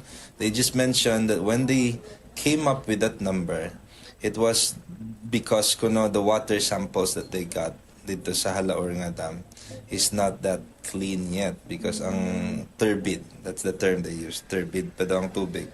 Why pa daw nagsettle ang sediments. So perhaps later on, if they can get cleaner water samples, kay ang turbidity nagsettle na ba yung sediments, and then cleaner ng water samples.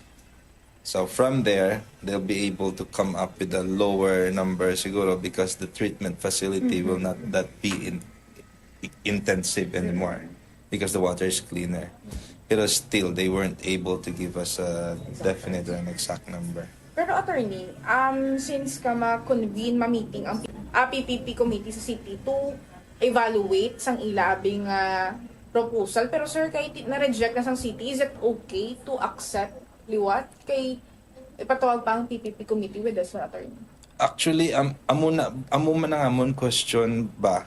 Kay in the law, there's no provision as to the reconsideration. Wala. And I think I mentioned it the last time. I mentioned this the last time.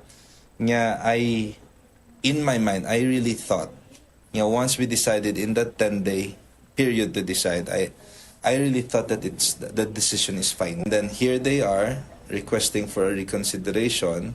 The PPP Center yesterday told me na since it's not expressly provided in the law, it's somehow pwede.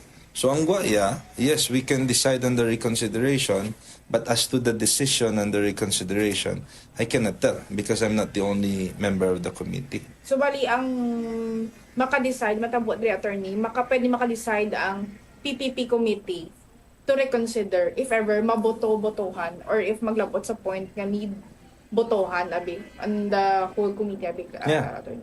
Eventually, I mean that's how I imagine it. Convene ng committee, we call it the PBAC, the Pre-Qualifications Bids and Awards Committee. I-convene sila and then i-present ang reconsideration sa aboitiz ara man tong point sila reconsideration, and then we'll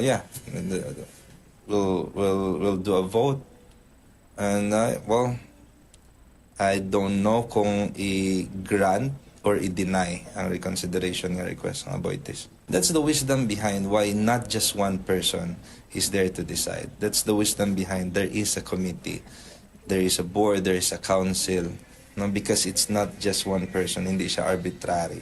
So I'm hoping we can convene the committee in as early as 2 weeks, but I doubt.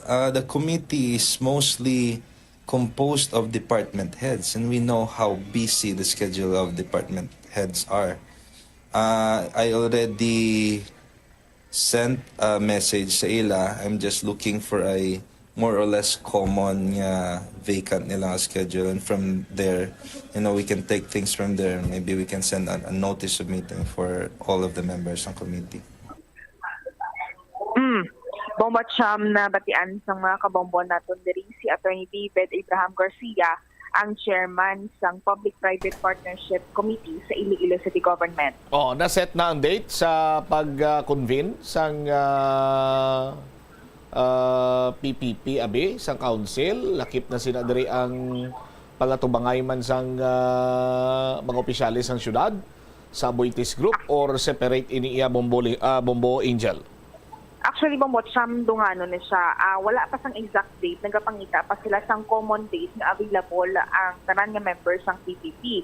Once na maset na ang date na amo man na nga date abi, pakadtuon diri ang aboitiz nga tigri sa bahin sang Iloilo City Government nga paatubangon sila sa komitiba. Kag amo na ang pag-explain nila sang ilang nga offer, and then after pag-present nila, magwa abi ang aboitiz group amo ang hatag pagkas sang vote sang mga members sang PPP, and then amo na gilayon ang pagpabalo sa aboitiz group kung reject or accepted ang ilang proposal para nga maka-proceed kun tani Bombot Siyam sa ginatawag nga evaluation stage. Gin reconsider pa ni kay una-una to, gin reject na tapos gin reconsider anong sa likod sang reconsideration kay kung si Atty. Garcia pa nakadesisyon naman sila gali kiti way mamadiga abi sa pagsulundan sang private na public partnership, no, nga hindi na pwede maka-reconsider. So amo ni gingraban sa oportunidad sang Aboitiz Group guro nga magpa-reconsider, pero ang ila siniuna nga gindiga pila to 51 pesos per cubic meter. 51 pesos and 8 centavos ni Bombot Siyam per cubic meter. Granting for the sake of discussion, di ba lang matabo sini ang iskema sini nga matabo Bombo Angel is that nga masupply si Aboitiz sa city kag sa province, ibaligya nila sa city kag sa province, si city ibaligya nila sa mga konsumidor. Igo maglabot sa konsumidor pilaihan ang per cubic meter. Amo na ganing hambaling yung Jerry Trenyas the last time Bombot Siyam, kung amo ng scheme mas maggastuhan pa ang mga pumuluyo kay may patong pa na, especially abi sa pag labor before pa makalabot sa mga tagsabi ka mga panimalay. Ang pagpatidriya sa alkalde sa sining gina-offer sa Aboitiz Group, dapat yung direksyon nila sa mga water distributors kasi hindi sa Iloilo City Government. Pero sa pamangkot mo nga agin nakabaton or gin accept ining reconsideration ako ng pag-consider liwat sang deal sa Aboitiz Group, bangon nagpasa sila sang paper Bombot Siyam for consideration. For the sake abi nga out of respect man abi nga kay wala nakabutang abi Bombot Siyam sa IRR nga after sang rejection hindi na pwede magbaton do yes. Gray area bala. Ginmangkot diri ni Attorney David Garcia ang PPP Center kay sila gid nakabalo. Pero ang sa battery ng PPP Center, pwede sila. Doon mo ng explanation kay wala nakastipulate mo siya. Rason nga apisarang ginreject na sa gihapon may reconsideration. Pero ang aton diri nga pagpaathagman nga sa kada stage nga against ng Aboitiz Group, just like abi sa evaluation nga ni, kung makapasar gid man sila pananglitan sa sining PPP committee na makaproceed sila sa evaluation. Once kami makitaan ang board abi nga hindi maayos sa evaluation, pwede sila sa gihapon ma-reject. Kag kung maglapot sa negotiation stage nga example accept gid man kag-ara na sa stage nga dahil suhanay na sang presyo, kung hindi magsugot ang city government sa gina-offer sang Aboitiz Group sa gihapon, pwede sila ma-reject. Kag kung maglabot sa sanggani ang panglungsod, pwede man sila sa gihapon ma-reject Bombot Siyam. Pero ang root cause gani nga nagguluwa ni ang Aboitiz kag may mga nagdiga sang ila intensyon nga mangin bulk water supplier. Anong root cause gid gani sini Bombo Angel? Kay sandig sa report kulang ang supply sang tubig, di ba may pila na nga exister nga bulk water supplier diri, ara ang flow water, ara ang ano pa ganing mga bulk supplier diri sa Iloilo? May balibago pag Bombot Siyam. May balibago pa? Oh. May dimlado tatlo ko niya ko magsala. Dumiara pag niya isa Bombot Siyam, di lang gid ko familiar man pero isa man lang niyang source ang tubig. Nga si balibago sa India ya magkuha tubig aw. Orang Iloilo bulk water supplier abi dito siya sa Amsterdam magkuha tubig. Iko magsulod pa ni si Aboitiz ni din sa makwa sang tubig ya sa South Sudan. Halao River malang yapon ning ila sining source. May mga existing bulk water supplier man kita diri, pero ambot akon nga anong sistema nga ginaburyo gid ang ulo sa mga pumuluyo nga kulang kita sa supply sa tubig. Ang supply sa tubig ara lang na daya Bombo Angel. No? May supply kita. Ang problema naton distribution. Big time man ang kumpanya sang nagsalo diri sang water distribution sa main sang konsumidor sang tubig, potable water. Galing kiti hindi sila kaisrot sa ila siniya katungdanan. Kung nagkita tani Jesus Maria kagusip duay man kita dapat sa paliligban pagin nga magdugang pa sa bulk water supplier dre. Magluwas lang kung may pila ka rason nga duyan-duyan. Jel. Si Katie Bombot Siyam, kung isipon man ganit diri nag-aako man ng Metro Pacific Iloilo Water nga dako ang porsyento sa mga non-revenue water nila nga ti nagakauyang balabang watsyam nga apisar nga ti ara ang supply may 60 million liters per day nga supply pero ti kami ara gid porsyento nga nagakadto sa non-revenue water o kun bangod sa mga guba nila nga mga pipes nga ti kun tani kung okay lang ang mga linya pwede sa gihapon hindi tani makadiretso sa mga areas na kinanglang sa kinanglan abisan tubig pero ti with this one amo ga itong punto nga do pipelines ang ginahikot man sa subong kag dapat man hatagan sa ikalupangod para nga ti wala sang tubig nga mauyang kay ara man ang of the water may tubig man nga ti gina-distribute with the Metro Pacific Iloilo Water kag ti iban nga mga sources nila ara ang supply ang problema lang gid paano distribute kag palabuton sa tagsa ka mga panimalay man abi Bombo Cham. All right. Ini si Bombo Angel Petchiliertan para sa the number 1 and most trusted radio network in the country, ang Bombo Radio Philippines. Basta radio, Bombo. Salamat kid na Bombo Angel Tan. Siguro kon kayuhon sa nga Metro Pacific kang ila siniyang serbisyo sa aton sini nga mga kabomboti do mabuin-buinan gurong problema naton dira in terms ng non-revenue water kag siguro ti maserbisyohan nila sang maayo ang ila siniyang mga konsumidore sa aton sini matag palamati kay magamo sining plastada nga may gin-reject na may reconsideration pagid kay bangod sa mga technicalities ti kung kaysa magamo sini iya banwa daw lain na ni karon ang mapanimawan ta nga sa daan subong nga panyimpo ti hindi naman lipod sa ibalo sa mga kabumbo na to na basta mga muamo ni ganay lapit leksyon damo na sa mga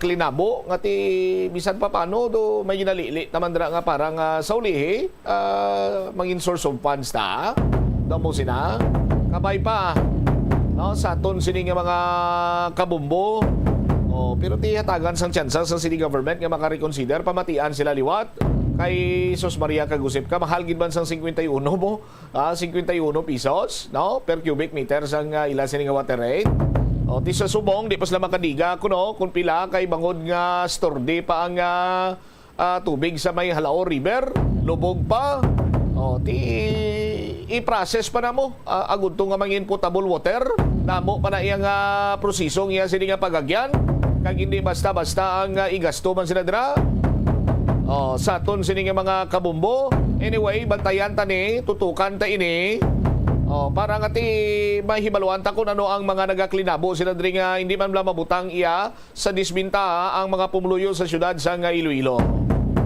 20 minutos na nakaligad sa tak ng alaw na pagbalik nato na banwa dugang ang mga balita kag impormasyon diri sa palatuntunan na bumbuan ay saudto. Istoryahan naton ang Iloilo Provincial Government naghatag sa financial aid sa mga local government unit para sa kampanya batok sa dengue.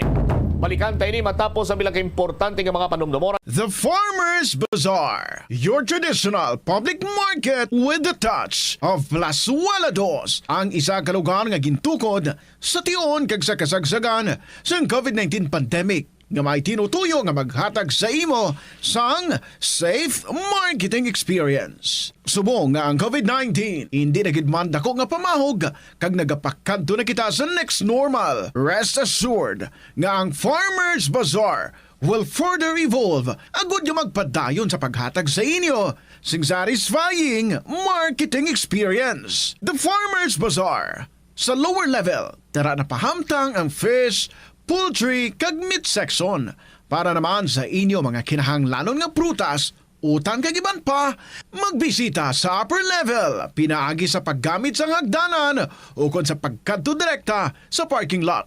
The Farmers Bazaar, your traditional public market with the touch of Plazuela Dos. Plazuela de Iloilo Billboard of Activities for September 1 to 7, 2024. Ang September 6, among first Friday of the month, Ining ika-12 nga promesa ni Jesus nga ginhambal pinaagi kay Sister Margaret Mary Alacoc para sa tanan nga mga devotees sang Sacred Heart of Jesus. I promise you in excessive mercy of my heart ngang akon all-powerful love ang igahatag sa tanan nga magabaton sang Holy Communion sa First Fridays sa siyam ka consecutive months. Ang grasya sang final perseverance, they shall not die in my disgrace nor without receiving the sacraments. Ang akon divine heart among ilamangin safe refuge in this last moment. In line with this, ginaagdang tanan nga mag-attend sang First Friday Mass to honor the Sacred Heart of Jesus sa La Tolda sa September 6. Mag-aumpisa alas 5:30 sa hapon. Sa sining nga weekend, mangin kabahin sang advance celebration sang Grandparents' Day kaupod si Mr. Totong Villaruz kagangiya nga banda sa concert at the plaza. Grandparents' Day Edition, kicking off alas 6 sa gabi sa September 7, Sabado. Sa tion sa musical show, napulo ka mga matahom nga plaswala di Iloilo Special Edition Mags kag madamo pa nga iban ang iga-paraffle sa mga suki sang plaswala di Iloilo.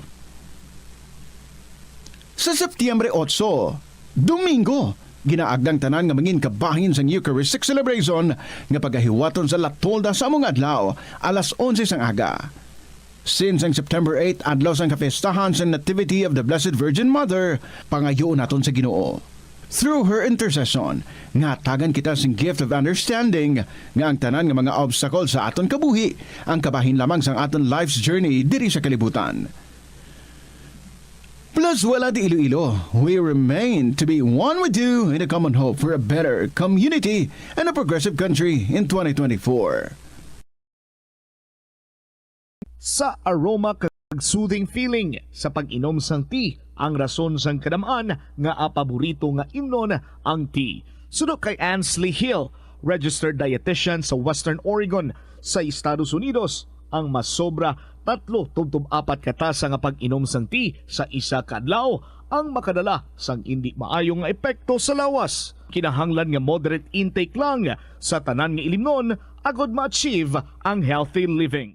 Mas nanamian bala ikaw magtuon sa balay ipaanggid sa eskwelahan nga madamo ang tawo? Isa ka panugyan para epektibo ang pagtuon sa balay, amo ang pagpangita sa designated area agud nga matiniran kung ikaw nagasulat, nagabasa o kung nag-review. Pwede man nga lamesa sa kusina o kung sa desk sa gawa sang inyo nga balay, pero hindi gid maghigda sa imo nga katre samtang nagatuon. Inibagod nagakatemptar gid ikaw nga magpiyong-piyong, tubtub nga dalayon na ikaw nga matulugan. Siguraduha man nga malimpyo kag organisado ang lugar nga imo ginatun-an. Ini nga pahanumdom ang ginadulong sa imo sang the #1 and most trusted radio network in the country, Bombo Radio Philippines. Basta Radio! Bombo! Yari nga mga epektibo nga pamaagi agud mapabilin nga safe ang pagkaon sa imo pamilya. Lutoon sa maayong pagkaon, ilabi na ang karne, manok, itlog, kag mga seafoods. Sa pagluto sa mga pagkaon nga may sabaw o konsarsa, pabukalan, kag paturon nga nagalabot ini sa 70 degrees Celsius ang temperatura. Bago kaunon, initon sang husto ang mga nabilin nga mga pagkaon o konsudan. Taguon ang pagkaon sa husto nga temperatura. Hindi pag-ibilin ang naluto nga pagkaon sa ordinaryo nga temperatura sa sulod sang 2 ka oras. Ibutang gilayon sa refrigerator ang luto nga pagkaon kag mga pagkaon nga madasig mapanos. Ipabiling nga mainit o kung masobra sa temperatura nga 60 degrees Celsius ang luto nga pagkaon, bago ini ihanda sa imo pamilya. Hindi pagtaguon sa madugay ang pagkaon, mangin sa refrigerator. Ini nga pahanumdom ang ginadulong sa imo sang the #1 and most trusted radio network in the country, Bombo Radio Philippines. Basta Radio! Bombo! Ang Ilonggo nga si Eugenio Eugene Torre amo ang una nga Filipino nga nakaangkon sang titulo nga chess grandmaster matapos siya ang nagdaog sang silver medal sa ginhiwat nga 21st Chess Olympiad sa Nice, France sang 1974. Sang 1976 sa isa ka chess tournament sa Manila, naghimo pagid sang maragtas si Torre bilang una nga nakaluto sa sadtuanay world champion nga si Anatoly Karpov sang Russia. Si Torre ang nangin malapit man nga abyan sang American chess grandmaster nga si Bobby Fischer. Natawo si Torre sa Iloilo City sadtong November 4, 1951. Halos hindi na maisip ang mga medalya nga nahakot ni Torre para sa Pilipinas halin sa magkatuhay nga mga chess tournaments nga iya nadagaan sa magkatuhay nga bahin sang kalibutan. Sang 2021 nalakip si Torre sa World Chess Hall of Fame. Iyari ang mga household level fire safety measures nga dapat tandaan agud makalikaw sa sunog sa balay. Hindi magbutang o kung magtipon sang flammable substance o kung chemical nga makatugas ang sunog sa kusina o kung sa sulod sang balay. Ipalayo man sa mga kabataan ang pospro kag lighters. Patya ang kalayo kag baga matapos ang pagluto sa kusina. Siguraduhon nga wala nagasungaw kag pirmi limpyuhan ang mga kerosene kag gas stoves. Tandaan, ang paglikaw sa sunog sa sulod sa balay, responsibilidad sang bilog nga pamilya. Paano bala mahibaluan ang isa ka impormasyon nga nagapatalang? O kung sala? Una, i-check gid ang source kung sa diin inihalin. Kung ang impormasyon halin sa reputable news outlet, makit-an ini sa ilang website. Ikaduha, i-check ang petsa sang gin-publish ang impormasyon o kung ang article. Ikatatlo, i-check ang detalye sang impormasyon. Basta hagid ang bugos nga istorya bangod posible nga ang detalye ang malayo katama sa nakabutang sa headlines. Mag-fact check. Kon kaisa, bangod sa imo nga kaakig, stress kag disappointment sa kabuhi, nagadesisyon kamo nga wala ninyo ginapalibugan kag ginapadalman. Gani likawi nga maghimo sang desisyon kon ikaw ang akig. Hatagi sang oras ang imo nga kaugalingon, bangod ang imo nga first idea ang hindi mo man kon kaisa makabig nga best idea. Makabulig man nga magpangayo sang perspektibo sa ibang nga tawo, ilabi na kon siya ang nagapangatubang man sang kaangay nga sitwasyon. Para sa Bombo Radio Iloilo, Philippine Standard Time, 30 minutos na nakalikan sa takna siningalaw na balik na diri sa pagpangalagad sa Bombo Aray sa udto sa gyapon ko po nimo Bombo Chama Blanco Hover. Isa sa mga problema naton ang dengue, no? Both ang probinsya kag ang syudad sa Iloilo ang yara karon sa state of calamity. Ang provincial government nag-umpisa na sa pagpanghatag sang financial aid sa mga LGU para sa kampanya kontra dengue. I-check bala naton ang latest diri with the Bombo Lindsay Bade. Standby sa aton sini nga mga kabombo kag ti sabahin karon niya sang syudad may mga lihok naman kitang gipatigayon diri ang city government pinagi sa sining 4 o'clock habit di kagapon dito sa may distrito sang Haro may 4 o'clock habit sila to. Okay na umpisahan na sa aton sini nga mga kabombo sa mga kabarangayan dira nagakadapat nga 4 o'clock habit man kamo. Para nga makalikaw kita kag mabatuan naton ining kaso sang dengue mapunggan ta nga magsakaw. Check ta si Bombo Lindsay Body Lead sa report. Please come in. Magabaton Bombo Chams ang financial assistance ang 43 ka mga local government units sa probinsya sang Iloilo bilang bulig sang Iloilo Provincial Government sa paghimo no sang mga tikang batok ya sa dengue. Sa data sang Iloilo Provincial Health Office sa buong lamang Bombo Chams sa 35th Morbidity Week ang kaso sang dengue dari sa may probinsya sang Iloilo naglabot na sa 7,793 kag 20 naman ang patay. Actually, bahin sang Iloilo Province amo ang mayara sang pinakamataas nga numero sang kaso sang dengue kag pinakamataas man nga numero sa mga nagkalamatay kung basehan naton ang data sang Department of Health Western Visayas or Region 6. So kitang nagapanguna or ang Iloilo nagapanguna sa may madamo nga kaso sang dengue Bombo Cham. Sunod dari kay League of Municipalities of the Philippines Iloilo Executive Vice President for Internal Affairs kag Badyangan Mayor Suzette Mamon ang pondo may tinutuyo ini sa Bombo Cham nga mapasangkad pa ang mosquito control program sang local government units kag awareness campaign amo man ang pagbakal mano sang mga medical supplies kay base sa executive order sang gobernador ni Iloilo Governor Arthur Defensor Jr. Executive Order number 184 series of 2024 Bombo Cham ang kabugusan nga pondo no nga gin allot or ginpain sang Iloilo Provincial Government nagalabot sa 9.1 million pesos. Ining 9.1 million pesos ginkuha ini sa Bombo Cham sa Provincial Disaster Risk Reduction and Management Fund donations sang Iloilo Provincial Government. So lain-lain ini siya ang balor or ang pondo nga mabaton sa mga local government units kay tinakadepende ina siya sa kategorya sang banwa. Kaangay na lang abi sa mga dalagko nga mga banwa mahimo nga ti makuha nila or mabaton nila ang 300,000 pesos. Sa mga magagmay naman nga banwa mabaton dari nila no ang 200,000 pesos o kon 100,000 pesos, pero ti i-verify pa ina sang bahin sang Iloilo Provincial Government ang bulig man verify amo ang Provincial Health Office kinalantaw dari kun pila man ka mga kaso no na record sa tagsa ka mga banwa bombot sam kag kun kadako gid ang kinahanglanon bala or ti buligan, especially sa pagbakal sa mga bulong sa mga ginagamit abi sa pagpang-spray man sa mga tagsa ka mga lugar, especially sa mga kabarangayan gid bombot sam magluwas dara no ang ginapreparahan man diri ang dengue awareness campaign sang tagsaman ka mga local government unit pag reproduce sa mga information education campaign nga mga materials, pagprint sa mga tarpaulin, kag iban pagid bombot sam. So as soon as possible, ma-release naman ni actually ang kwarta sa mga local government units para nga ti madasig nga magamit ang pondo para sa prevention kag control measures kay ti balanta man sa bahin sang probinsya, yara naman sa idalom sang state of calamity kasunod man sa pagsaka sang kaso sang dengue. Ang masamid rin nga ginakampanya gino sang Iloilo Provincial Government, mangini Iloilo Governor Arthur Defensor Jr. ang nagapanguna gid nga dapat himuon sang kadam-an sang publiko amo gid ang pagpanglimpyo kag pangitaon ng mga lugar bombot sam nga kun sa diin mahimo nga matiniran or ti pangitlugan sang lamok nga dragig masami nga ti nagadamo ang ilang ang breeding places bala bombot sam nga ti kun hindi na inapaghatagan sang italopangod or pag-aktuhan gilayon posible nga ti magadamo ka magatali lang kita nga magatali sang cases sang dengue. Yari bala aton pamatian ang nangin pahayag ni Badyangan Mayor Suzette Mamon.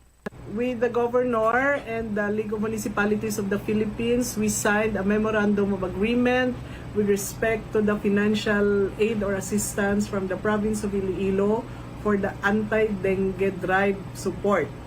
The amounts would vary in accordance with the category of the municipality, 300,000 for big municipalities, 200,000 for the middle class municipalities, and 100,000 for small towns. So the amount will be processed and will be released directly to the LGU so that they can readily disburse the same in order to have an immediate intervention for the dengue cases in the respective municipalities. We already have submitted our MOA, signed with all the requirements. So after the submission, the PHO will have to process and we will wait for the release through checks direct to the municipalities. So ASAP, as soon as possible. Nabatian bombot sam ang nangin pahayag ni League of Municipalities of the Philippines Iloilo Executive Vice President for Internal Affairs kag Badyangan Mayor Suzette Mamon bombot sam. So dapat i-utilize ini siya sang local government units ang ining financial assistance immediately once nga ti mabato na ini nila, and dapat nga ti hindi siya dapat gamiton siya before magtakop ang tuig 2024. So hopefully mabakal ini nila bombot sam sang mga kinahanglanon man, especially sa mga pag-procure gid sang mga bulong, medical kag laboratory supplies bombot sam. Amo lang gid sina Bombo Lens, pagbakal lang gid or pag-procure lang gid sa mga bulong kag iban pa nga mga equipments, kumbaga para lang gid lamang inadira kay ti posible ayhan magamit ng may swilduhan abi ang syudad para nga magpatigayon sang pagpanglimpyo. Pwede man dira nila magamit? Actually, syudad, munisipalidad rather? Ang nakabutang abi actually bombot sam sa executive order sang gobernador para lang gid niya bombot sam sa mga dengue awareness campaign why di naka state na ti pwede sila mag-hire no nga ti makapanglimpyo draabi sa ilayang barangay kay ti ang mga municipal kag city LGUs may mga empleyado naman na sila bombot samo nga ti makahimo bala sa pag patigayon sa mga fogging or indoor residual spraying. Ang kinahanglanon na lang gid diri nila kulang ang dugang equipment sa pag-implementar sang spraying bombotsyang pagbakal sa mga larvicides abidra or adulticides bombotsyang. Kay ti ginapangunahan ta nga daan mo mulinsi kay basi mag sako na bala kita ta sa social media account sang tagsa-tagsa lang amo na gapang limpyo sila kag ang ginsweldo sa ila halin sa pundo sang probinsya nga gikan man sa tawag si gani sa bangod sa yara kita sa idalom sang state of calamity say maswid diri sa bahin sang syudad sang Iloilo kay hindi man lipod sa baluta. Pila na lang pila na lang kapanid sang kalendaryo. Ara na maumpisa na ang election period, Bombulens. Amo gani bombot sa pero ti may dole tupad man ang kita taman na sila sa kilid sang dalan kapang limpyo. Nakita mo ga panglimpyo? Oo, sa kilid. Nakita ko abi ginapicturean Amo gani. May mga nagapang limpyo man pero may iban nga naga tumpok-tumpok man lang Oo. Werte, no? Anyways, thank you so much, Momolins. Sige, ini si Bombo Lindsay. Ermitan nyo ba para sa the number 1 and most trusted radio network in the country, ang Bombo Radio Philippines, Basta Radio. Bombo! Salamat, Gid. Saliwat, Bombo Lindsay, sa imo sining follow-up report. So, amo na ang padulungan sang pondo para iya sa pagpaidalom sang probinsya sang tawag sa ngani, state of calamity. Hindi man maglayo na sa bahin karon iya sang syudad sang Iloilo. Kay bisan din ka lang subong magliso iya nga mga district health center ba madamo sa mga ginapang dala dito agod magpaidalom sa pag-chekyar. No, kay ang mga kalabanan sini nga nagakanto dito mga kabataan gid, no, nagahilanat.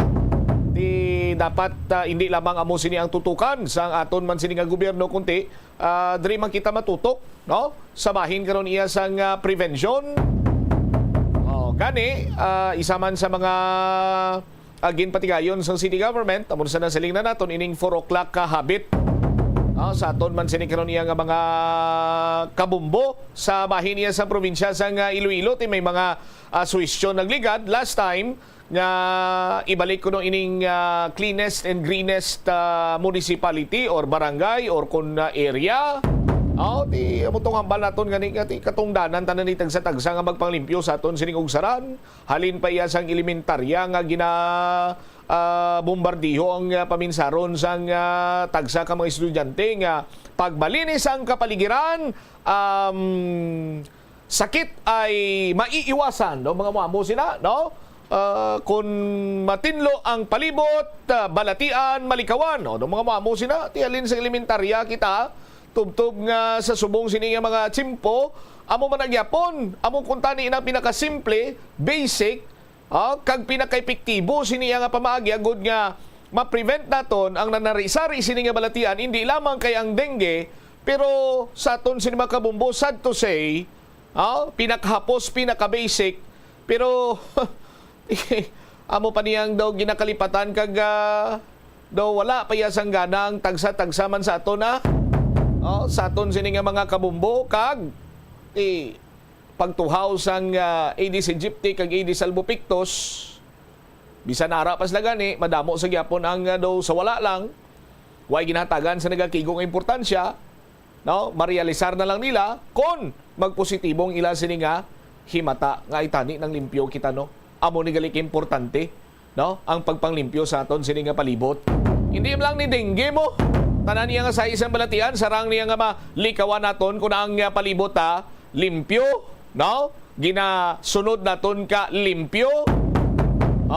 Sa aton sini nga mga kabumbo, kung kay sara man na sa tagsa-tagsa sini sa aton nga mangin responsable kita kay bisan sa amo lang sina nga bagay dako na nga kontribusyon sa aton man sini nga sosyedad.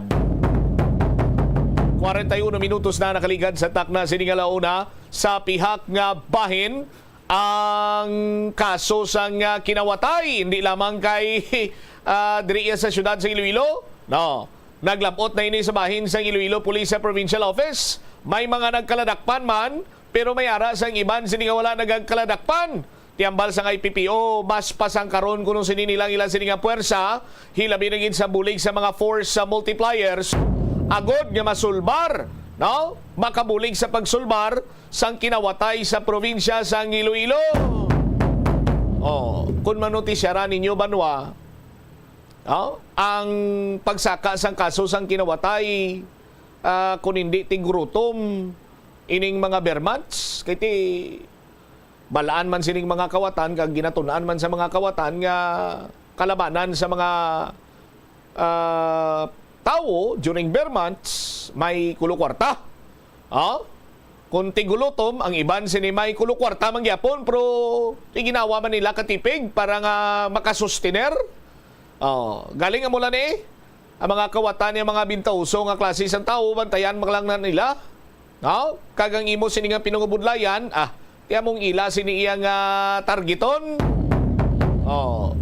Ti subong ilakip na rin mga force multiplier sa good nga makabulig sa pagtapna, sa pag-prevent sang kinawatay nga magdugang pa sa bahin sa probinsya sang Iloilo. Si Bombo Hana Andasa may follow-up report. Han, sa report, please come in.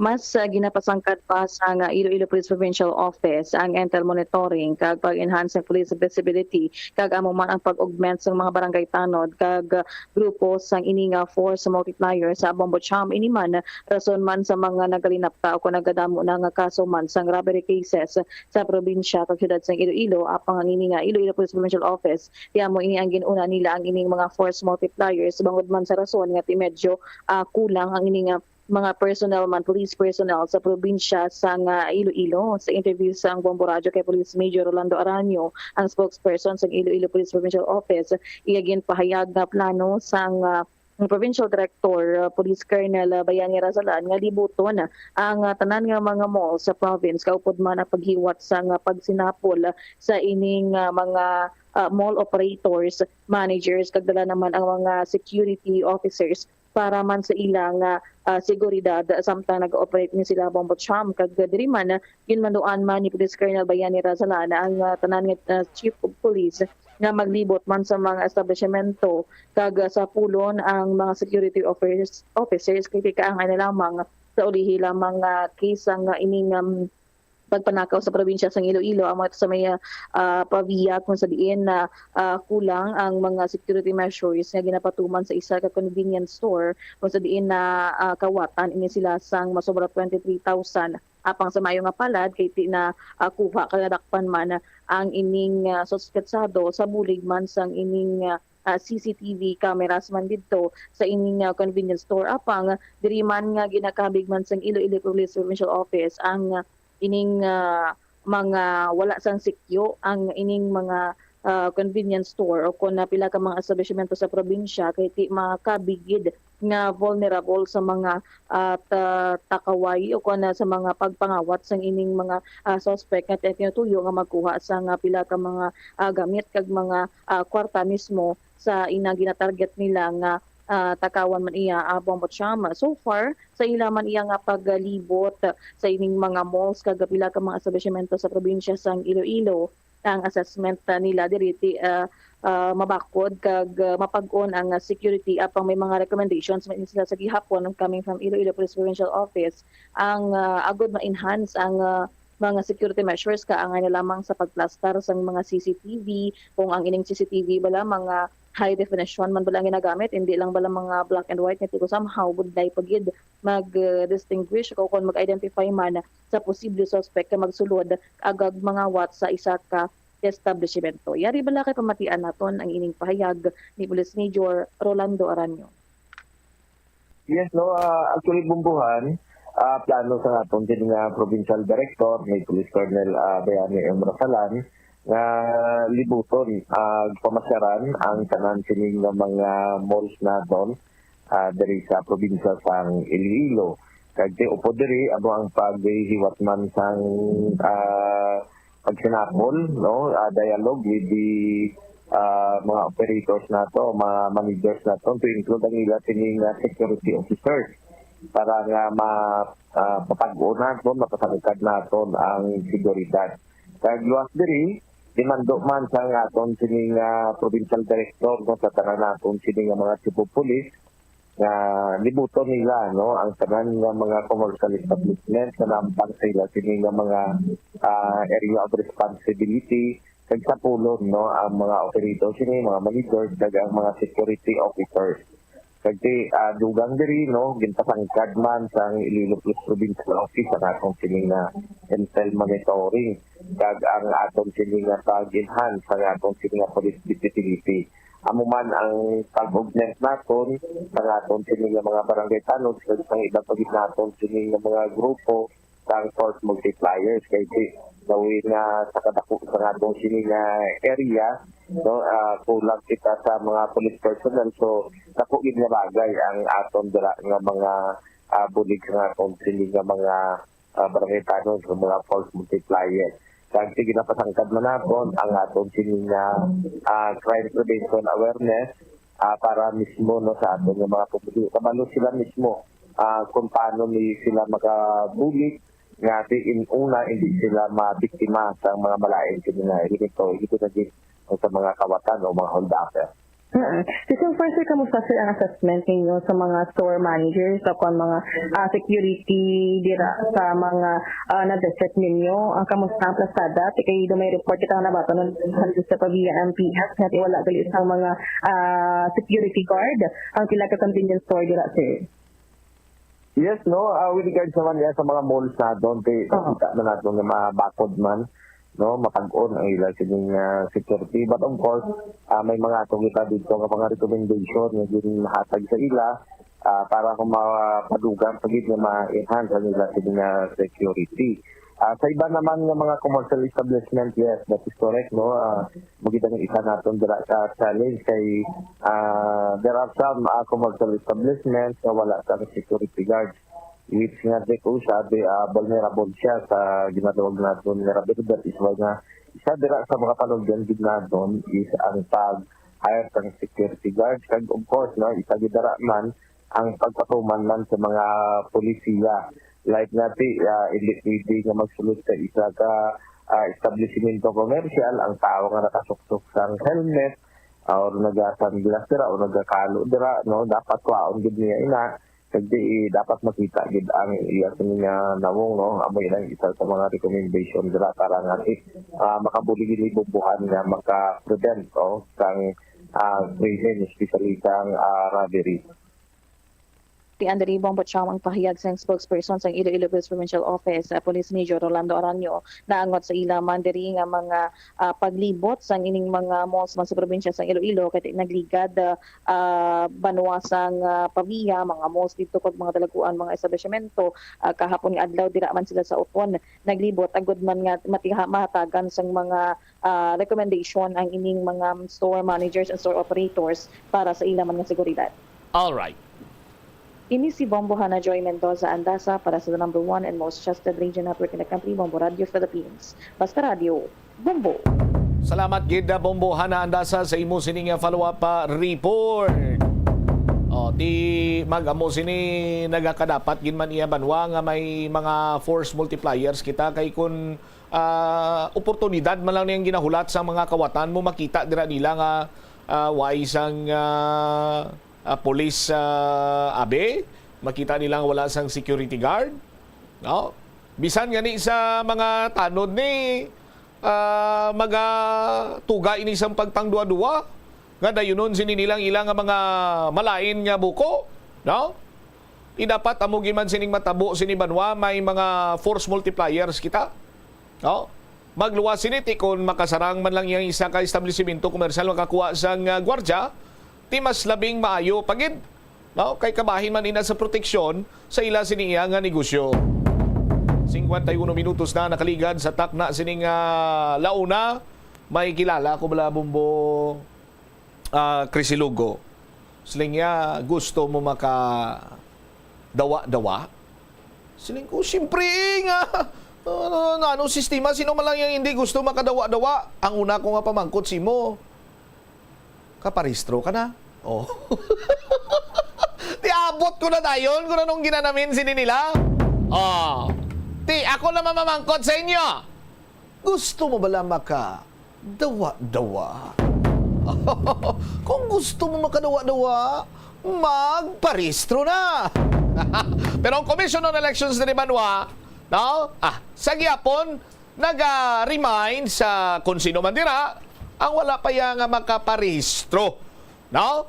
Magparehistro na kamo para makapili kamo or manginkabahin kamo sa magapili sa mga bag-o naton nga mga lideres. Kung hindi man bag-o, kung may gusto kamo nga i-retain dira or butuhon yung liwat, kay maayong iya sila nga pagdumala, kay gayunan nyo ini, kag inyo ini nga kinamatarong.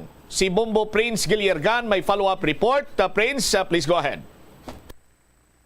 Bombo Jump, padayon nga serbisyo ang mga miyembro sa Commission on Elections sa mga pumuluyo sang syudad sang Iloilo nga tuyo magparehistro, tuyo mag-file sang application of reactivation, application of the transfer, application of correction by virtue of marriage para sa palapit nga deadline sa Setyembre 30, 2024.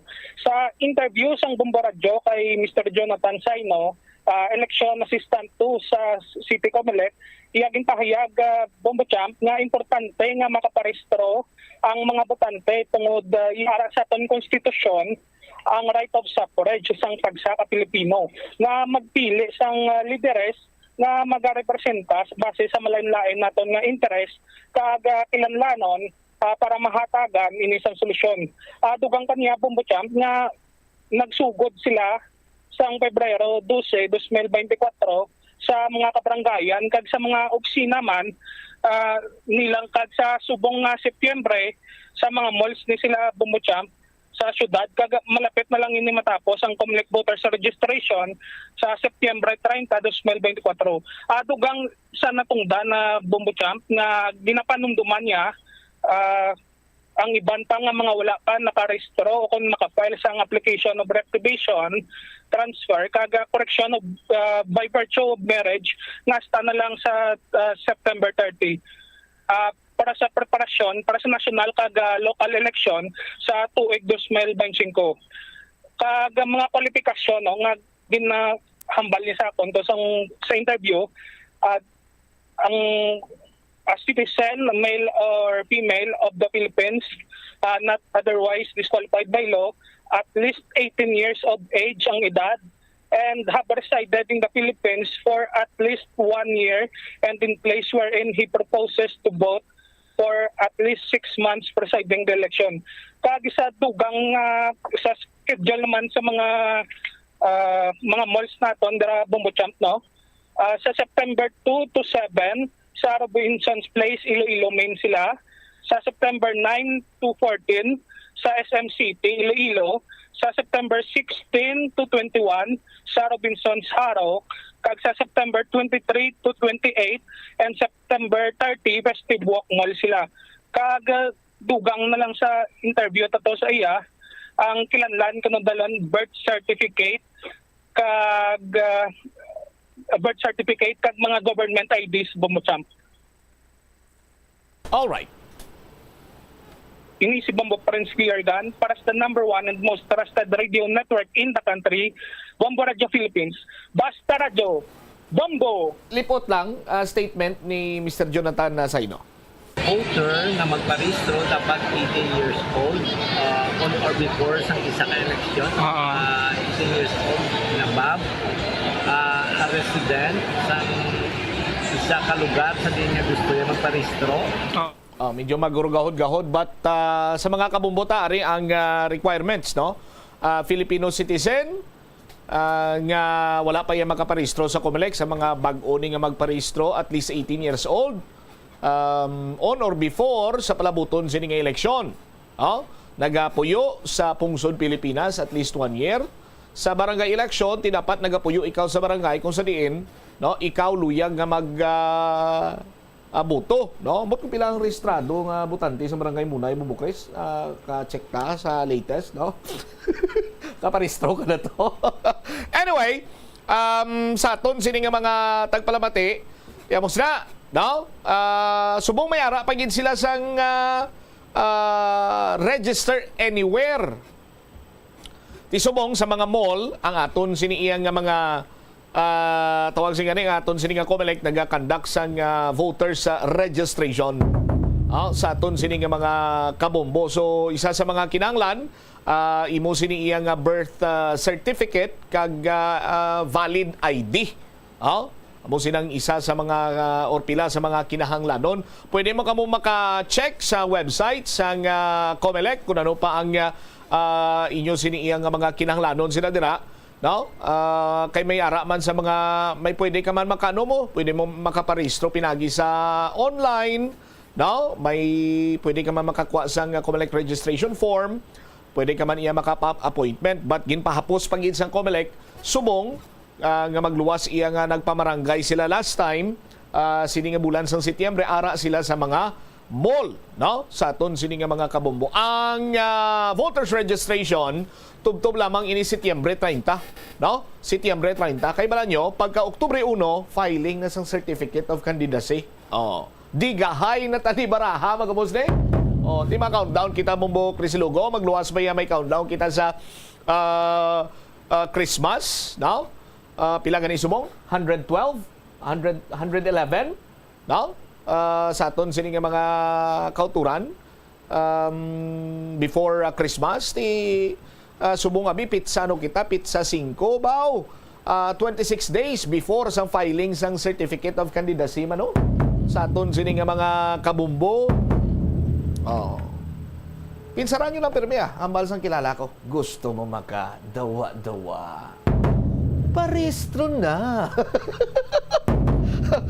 Kung sa unaya, di ba may mga reminders na, no? Nga exercise your right, no? Register, no? Para magawa mo na, para nga makabuto ka, para nga makapili ka sang leader nga makadala sa kaayuhan sa inyo siniyang lugar, sa inyo siniyang banwa, sa inyo siniyang probinsya, sa inyo siniyang syudad. Subong ya sa aton sini nga mga ano pang iban sini nga mga ano isang boto mo para sa pagbabago. May mga mamo sila. Grabe nga mga slogan sa una. Pero subong ya ang abasang kilala ko, gusto mo makadawa-dawa? Parehistro na. Oy, Maria kagusip po sa aton sini nga mga kamumbo. Pero jakto na. Bombo Chris, gusto mo makadawa-dawa? Active pang imo sining registration? Sino dira ang mga ano ganin ang tawag ng registration nila na invalid kay pila na ka dodua na ka asod-asod siniyang eleksyon why sila kabuto? Ano ka man imo? Gusto mo makadawa-dawa? Parehistro na.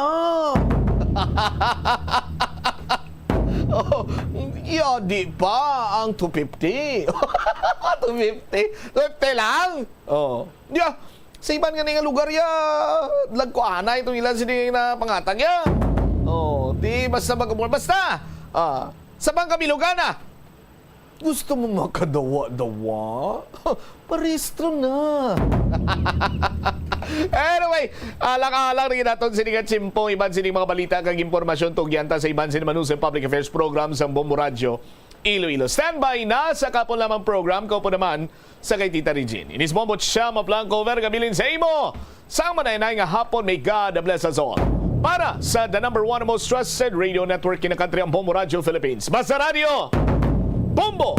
The Farmers Bazaar, your traditional public market with the touch of Plasuelados, ang isa ka lugar nga gintukod sa tion kag sa kasagsagan sa COVID-19 pandemic nga may tinutuyo nga maghatag sa imo sang safe marketing experience. Subong nga ang COVID-19 hindi na gid man dako nga pamahog kag nagapakadto na kita sa next normal. Rest assured nga ang Farmers Bazaar will further evolve agud yung magpadayon sa paghatag sa inyo sing satisfying marketing experience. The Farmers Bazaar. Sa lower level, tara na pahamtang ang fish, poultry, kag meat section para naman sa inyo mga kinahanglanon nga prutas, utang kag iban pa, magbisita sa upper level, pinaagi sa paggamit sa hagdanan o kon sa pagkadto direkta sa parking lot. The Farmers Bazaar, your traditional public market with a touch of Plazuela Dos. Plazuela de Iloilo Billboard of Activities for September 1 to 7, 2024. Ang September 6, among first Friday of the month, ining ikadose nga promesa ni Jesus nga ginhambal pinaagi kay Sister Margaret Mary Alacoc para sa tanan nga mga devotees sang Sacred Heart of Jesus. I promise you in excessive mercy of my heart ngang akon all-powerful love ang igahatag sa tanan nga magabaton sang Holy Communion sa First Fridays sa siyam ka consecutive months. Ang grasya sang final perseverance, they shall not die in my disgrace nor without receiving the sacraments. Ang akon divine heart among ilamangin safe refuge in this last moment. In line with this, ginaagdang tanan nga mag-attend sang First Friday Mass to honor the Sacred Heart of Jesus sa La Tolda sa September 6. Mag-aumpisa alas 5:30 sa hapon. Sa sining nga weekend, mangin kabahin sang advance celebration sang Grandparents' Day kaupod si Mr. Totong Villaruz kagangiyang nga banda sa concert at the plaza. Grandparents' Day Edition, kicking off alas 6 sa gabi sa September 7, Sabado. Sa tion sa musical show, napulo ka mga matahom nga Plazuela de Iloilo Special Edition Mags kag madamo pa nga iban ang igaparafol sa mga suki sang Plazuela de Iloilo. Sa September 8, Domingo, ginaagdang tanan nga mangin kabahin sang Eucharistic celebration nga pagahiwaton sa La Tolda sa among adlaw alas 11 sang aga. Since ang September 8, adlaw sang kapestahan sa Nativity of the Blessed Virgin Mother, pangayoon naton sa Ginoo. Through her intercession, nga tagan kita sing gift of understanding nga ang tanan nga mga obstacle sa aton kabuhi, ang kabahin lamang sang aton life's journey diri sa kalibutan. Plazuela de Iloilo, we remain to be one with you in a common hope for a better community and a progressive country in 2024. Sang Manila ginbuksan sa Iloilo sadtong 1883. Iniamo ang Hong Kong and Shanghai Banking Corporation o kun HSBC. Tuig 1875 sang una nagbukas ang branch sa bangko sa Binondo, Manila. Kag April 2, 1883 sang nabuksan ang una nga sangay sini sa Iloilo. Una nga nagtanyag ang bangko sa mga financial services nga nagpasanyog pa sa industriya sang kalamay sa pungsod. Kag sang ulihin nagfinance man ini sa pagtukod sa mga railways. Naghatag man ini sang ayuda sa mga negosyante nga Ilonggo nga nagsulod sa import kag export industry. Agud makalikaw sa food poisoning o kung paglain sang tiyan, sundo ng ining mga pahanumdom sa pagpreparar sa mga pagkaon kag ilimnon. Manghugas ang kamot kag ipabili ng katinlo antes kag pagkatapos ang paghimos. Kung masakit, likawan ang pagpreparar sang pagkaon para sa iban. Siguraduhon nga naluto sang husto ang pagkaon. Kung mahimo, kauno ng pagkaon samtang mainit pa. Siguraduhon ang katinlo sang pagkaon agud ang selebrasyon mangin mas malipayon.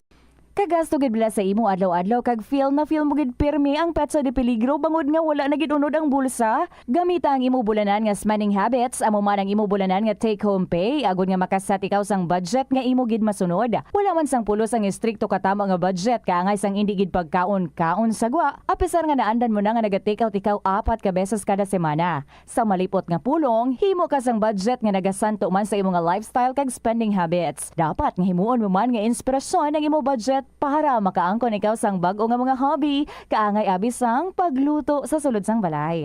Ini nga pahanumdom ang ginadulong sa imo sang the #1 and most trusted radio network in the country, Bombo Radio Philippines. Basta Radio! Bombo! Kung sa imo pagbugtaw, magpalanakit man lang ang imo lawas, base hindi ka naman namian magtulog.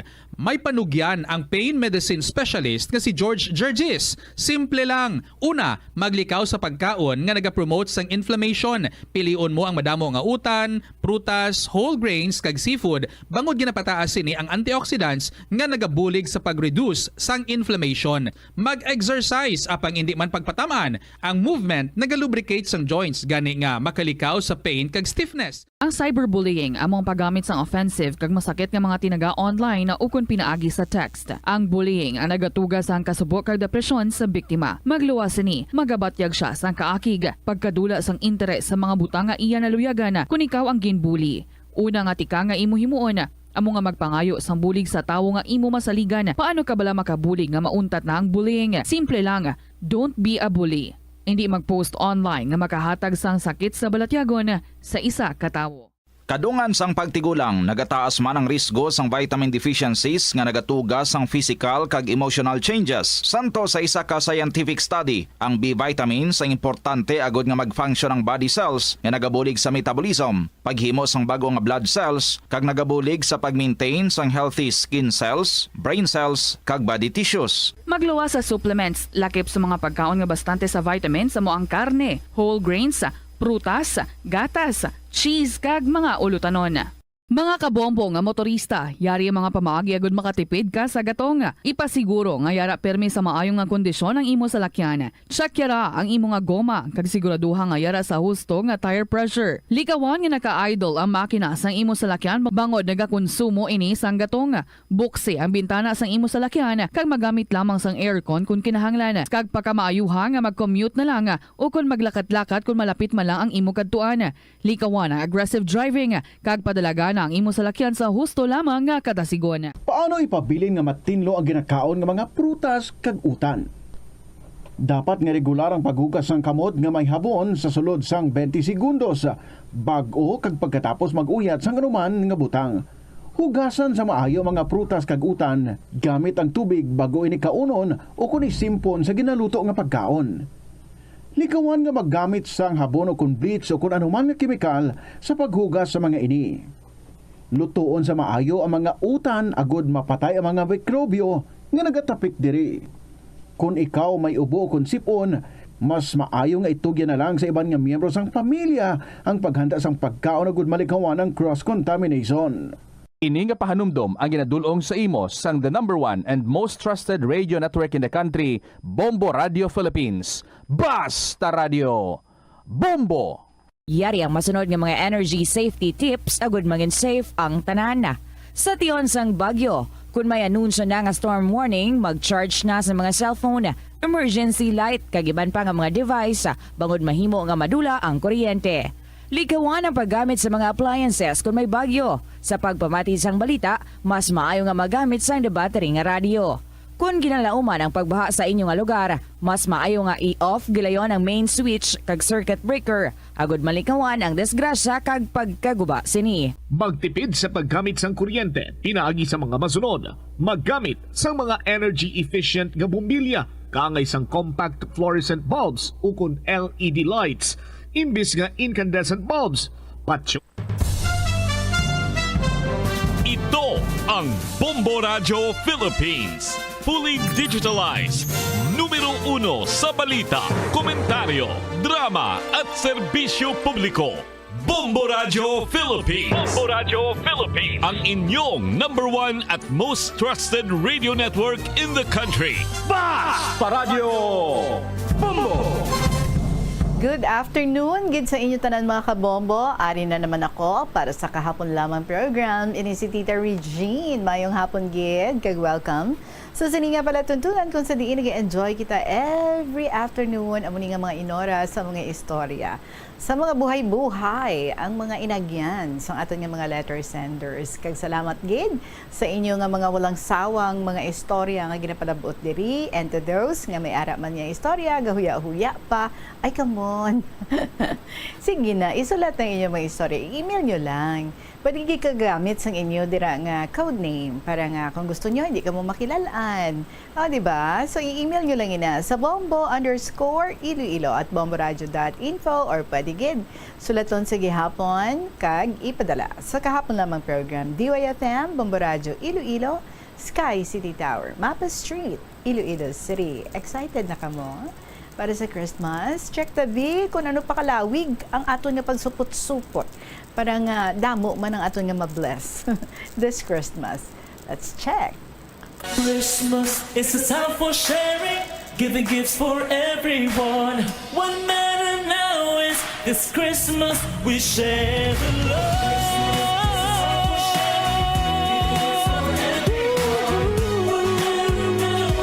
This Christmas we share the Mga kabombo sa ating Christmas countdown, 111 days before Christmas. May ara na kamo nga napalupad nga Christmas gift. Ba, congratulations if this early. May ara na kamo sang nahatagan. Kung sa bagay, no, every day can be a Christmas day for someone nga very generous, kagluwag langgit, no, nga mag-spread sang love. This afternoon, mga kabombo, kita ang updanay sa liwat. This is Tita Regine. Ready na ako nga magpabati sa inyo. So, ato nga song. So, sa nga hapon, it's the 5th of September, 2024. Beautiful Thursday. Kung gusto mo ako, by Francis Lazatin. Mayong hapon.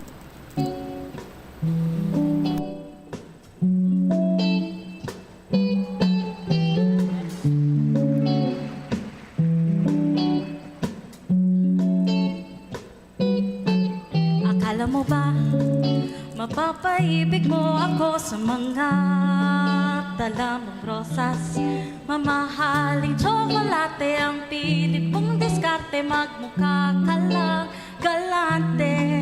Kasama mo pa ang iyong barkada, patsintonadong nang haharana, mga linya mong pangserye, wala naman sa sine, wag itadaan sa swerte.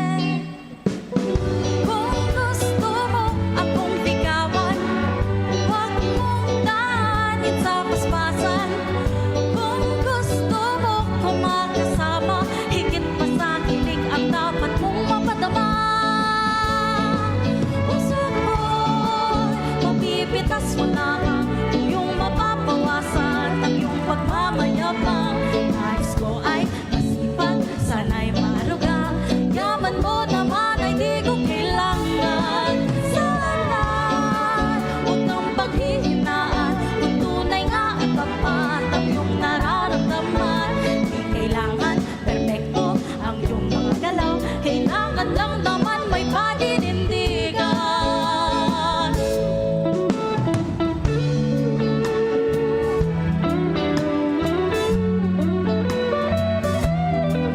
Alam mo na ba kung paano mo sa akin papadama ang iyong paghanga?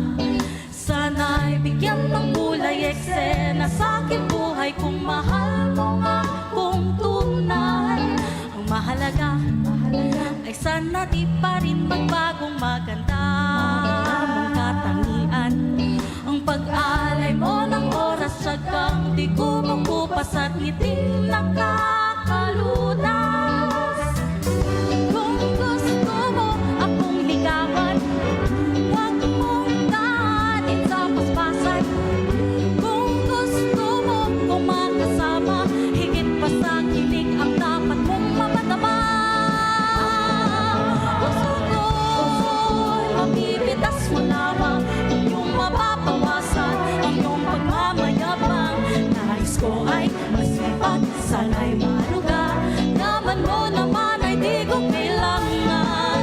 Sana huwag kang panghihinaan, kung tunay nga at tapat ang iyong nararamdaman. Di kailangan perfecto ang iyong mga galaw, kailangan lang naman may paninindigan. Di mo alam na darama ko tuloy kay naglalangas ng loob mo, nakikita ko. Baka tuluyan na akong mahulog sa iyo. Puso ko'y mapipitas mo lamang, kung iyong mapapawasan ang iyong pagmamayabang. Sana'y huwag kang panghihinaan, kung tunay nga at tapat ang iyong nararamdaman. Puso ko'y mapipitas mo lamang, kung iyong mapapawasan ang iyong pagmamayabang. Sana'y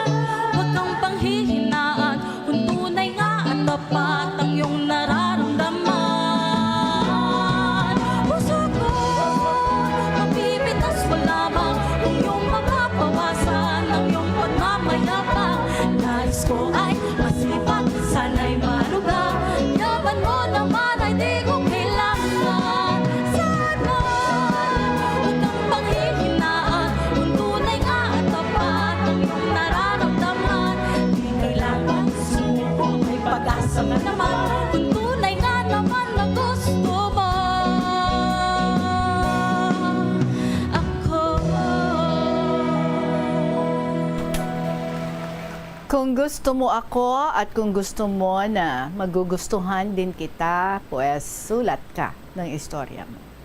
Next.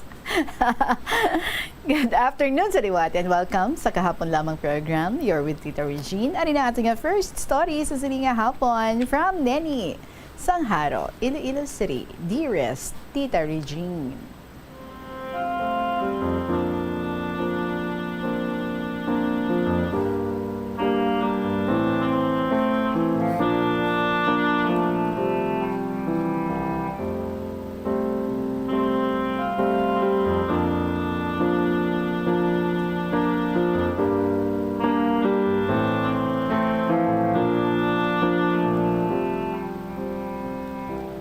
Una sa tanan, ginatamiyaw ko gidikaw sa mayong hapon, lakip na ang bugos nga katapo sa Bombo Radyo, kag sa tanan nga tagpalamati isang sining makagalanyat nga programa, ang Kahapon Lamang.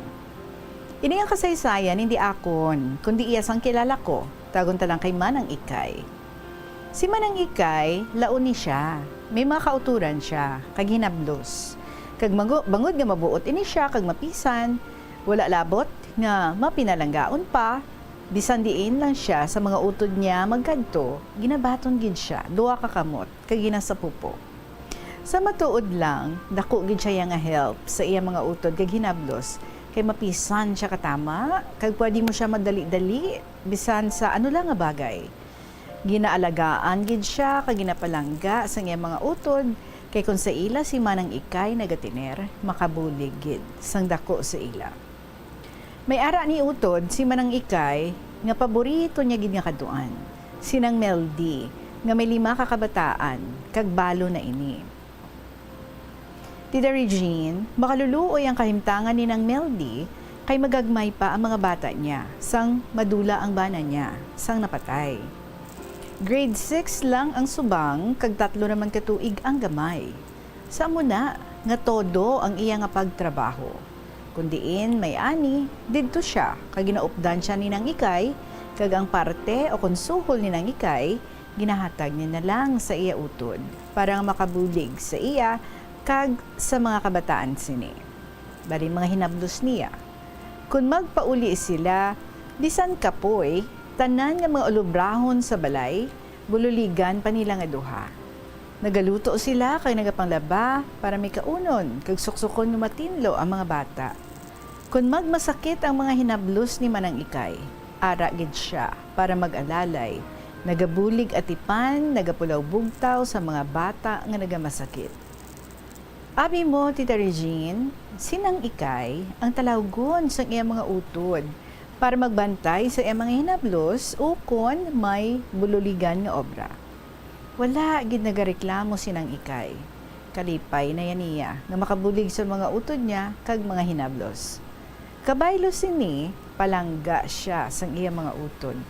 Ilabi na gid sang iya mga hinablos. Tanan sila malapit sa iya. Bangod single gani siya, wala man siya sang pamilya, ang mga hinablos na niya ang iya ginakabig nga mga anak. Balik kita sa iya paborito nga utod nga sinang Meldy.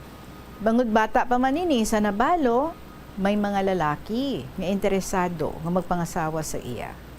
May ara gid isa nga tama kasupog, kag tagon ta lang siya kay Diego. Si Diego, isa ka manog ihaw. Nagiihaw siya mga baka, baboy, kanding, kag manok. Mapisan man siya, pero amula na galing, may bisyo. Palahubog ini siya. Halos kada adlaw, makita mo siya nga nagainom upod sang iya mga amigo. Bangod may kwarta, kag wala pa man sang pamilya, pagusto siya sa iya kinitaan. Nakita niya karon ining sinang Meldy, kag nahulog ang iya buot diri.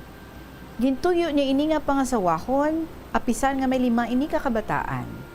Ginpangaliagan niya, kag kada magpamasyar siya kanayon ng Meldy, may dala siya para sa iya kag sa mga kabataan sini. Kung kaisa, ginapadalaan niya sa balay sini sang karne o kun baboy nga iya ginaihaw para may sudanon sila. Bangod sini, do amat-amat manahulog ang buot ni nang Meldy, kag ginalantaw niya nga dako nga bulig para sa ila si Diego kun batunon niya kay may mangin katuwang na siya sa pagpangabuhi ilabinagid sa pagpadako sa mga bata. Apang, nagapamalabag ining sinang Ikay.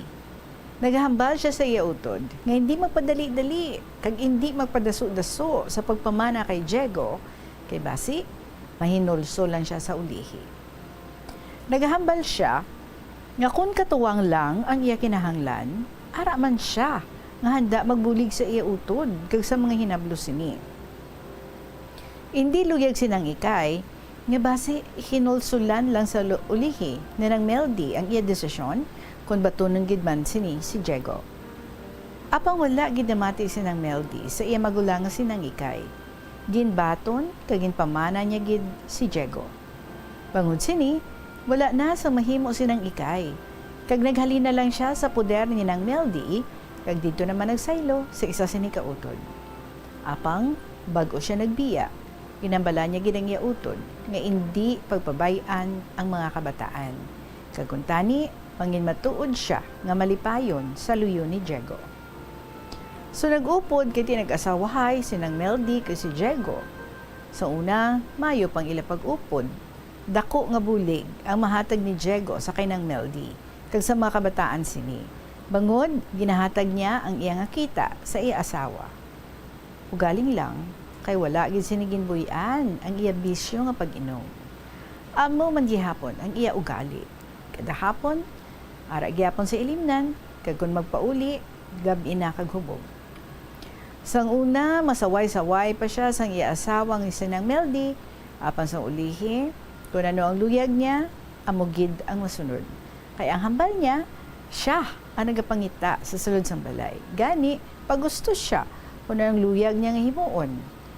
Bala mo Tita Regine, sa nag-asawahay sila, kinpatiner niya na lang sa balay sinang Meldy para asikasuhon siya kag ang mga bata.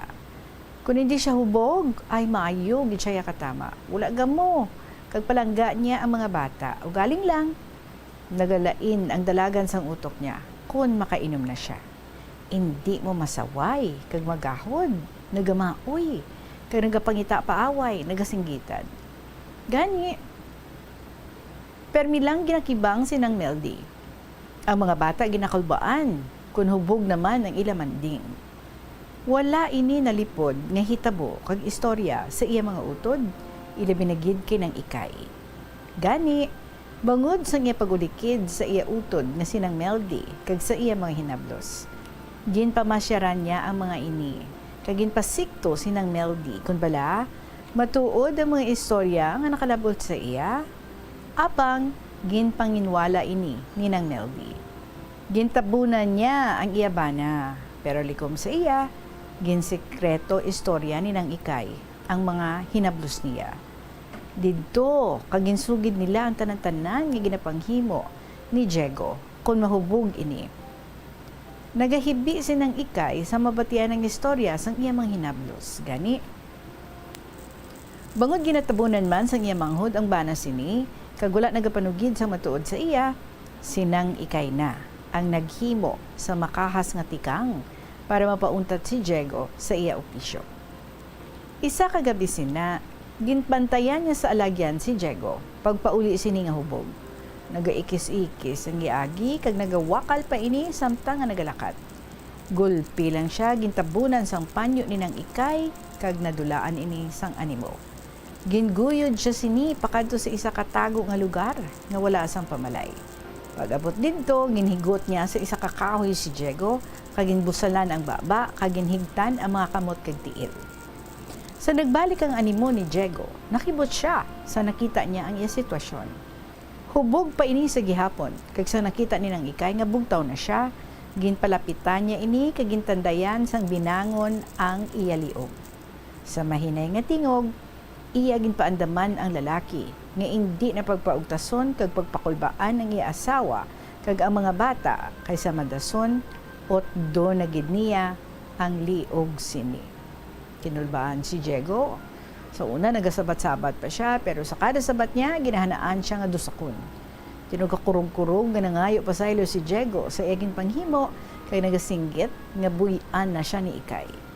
Nagpromesa siya nga magabago na kag untatan na ang pag-inom. Kagayo na ang pagtatar sa iya asawa kag sa mga anak sini. Naghambal sinang ikay nga hindi siya magpromisa, kundi gahimuon niya ini kay magabantay siya sang hulag ni Diego. Kung hindi pa siya magtarong, may malain gid nga matabo sa iya. Watch and learn. So naghambal pa sinang ikay nga handa siya nga magpatay para sa iya utod kag mga hinablos. Handa siya nga magtener sa prisuhan para sa mga palangga niya sa kabuhi.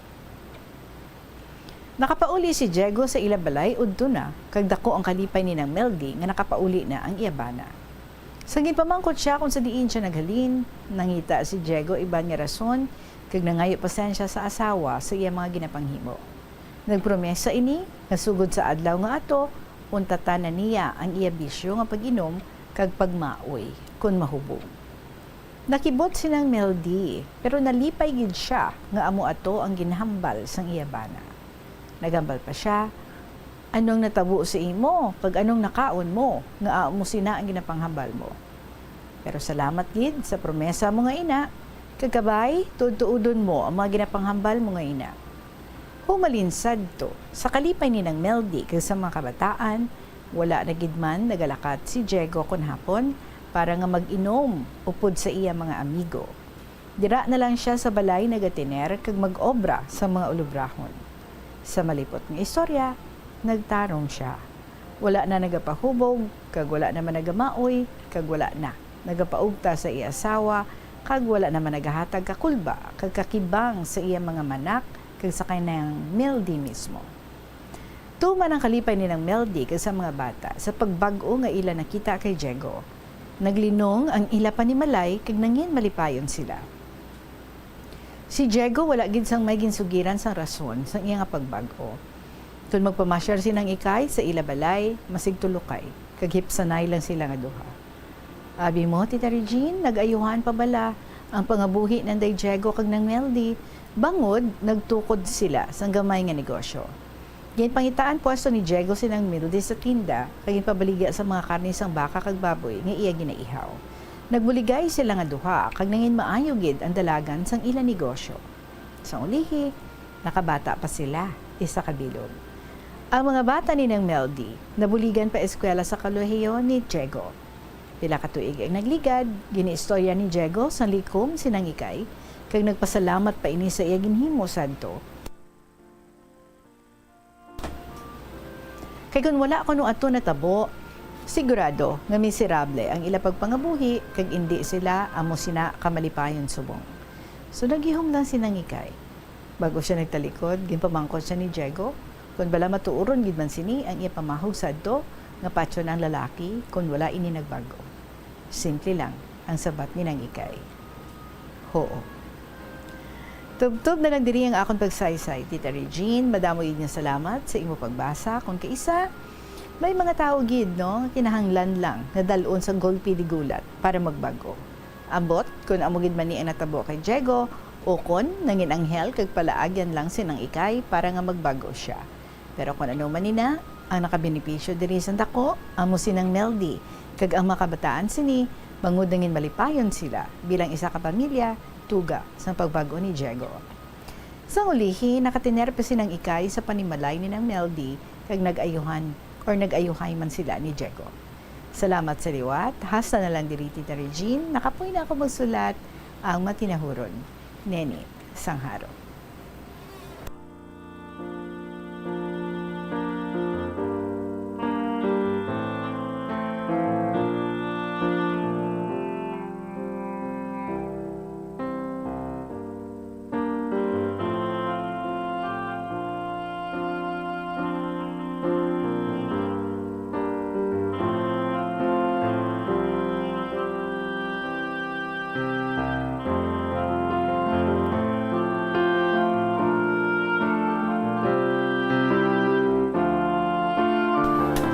Then, isa sa ko lang gid nabatian, no? Nalantaw, napamatian ang isa sa mga homilies ni Father Joel Gatos. Kag, according sa iya, may 4 reasons kuno sang pagbago sang isa ka tawo. First, kung na-hurt siya. Like say, bangod grabe mag-inom, so giniigo sa masakit, bangod sa iyang abisyo, nagmasakit, like naghabok ang atay, o kung ano pa dira, kinulbaan So, amo nang nag-push siya iya para nga magbago. Second, kung na-inspire ang isa ka tao. Like say, may tao siya nga nakita nga nagapalangga sa iya, ginpalangga siya, ginapalangga niya man. Ang iba nung kaisa, no, nagaka-inspire kung may anak, o kung may tao gid, no, nag-abot sa kabuhi, nga mo ang daw naghatag sa iya bala sang inspirasyon para nga tagaan sang manami man nga direksyon ang iya nga kabuhi. Next, kung naka-learn na ang tao. Well, inabalang kung madudla na siya, no, bangod sa hindi maayo niya nga buhat. Sa case ni Diego, jutayan na siya patsyon ni nang Igay. So naka-learn siya dito. Kumbaga nadudla. That's why nga nagbago. And fourth, kung na-bless siya, kung gingrasyahan sang Ginoo. Ginatagan tsansa nga magbago, ginpatawad, gingrasyahan, maayo nga pagpangabuhi, kag negosyo, amo na, no, ang natabo sa kay Diego. Sang nagbago siya, mas gin-bless ang ilang nga pagpangabuhi, so tuloy-tuloy na gid siya sa iya nga pagbago. So these are the reasons kung nga ang tao would choose nga magbago sang iya nga kaugalingon. But if there are those nga bisan ano mo kasaway, bisan ano mo kalaygay, bisan ano mo kahambal, hindi gihapon magbago, well then, we just have to be patient. Okay? And wait. Ngang ining apat ka mga rason mag-abot sa iya kabuhi for him to decide nga magabago na siya.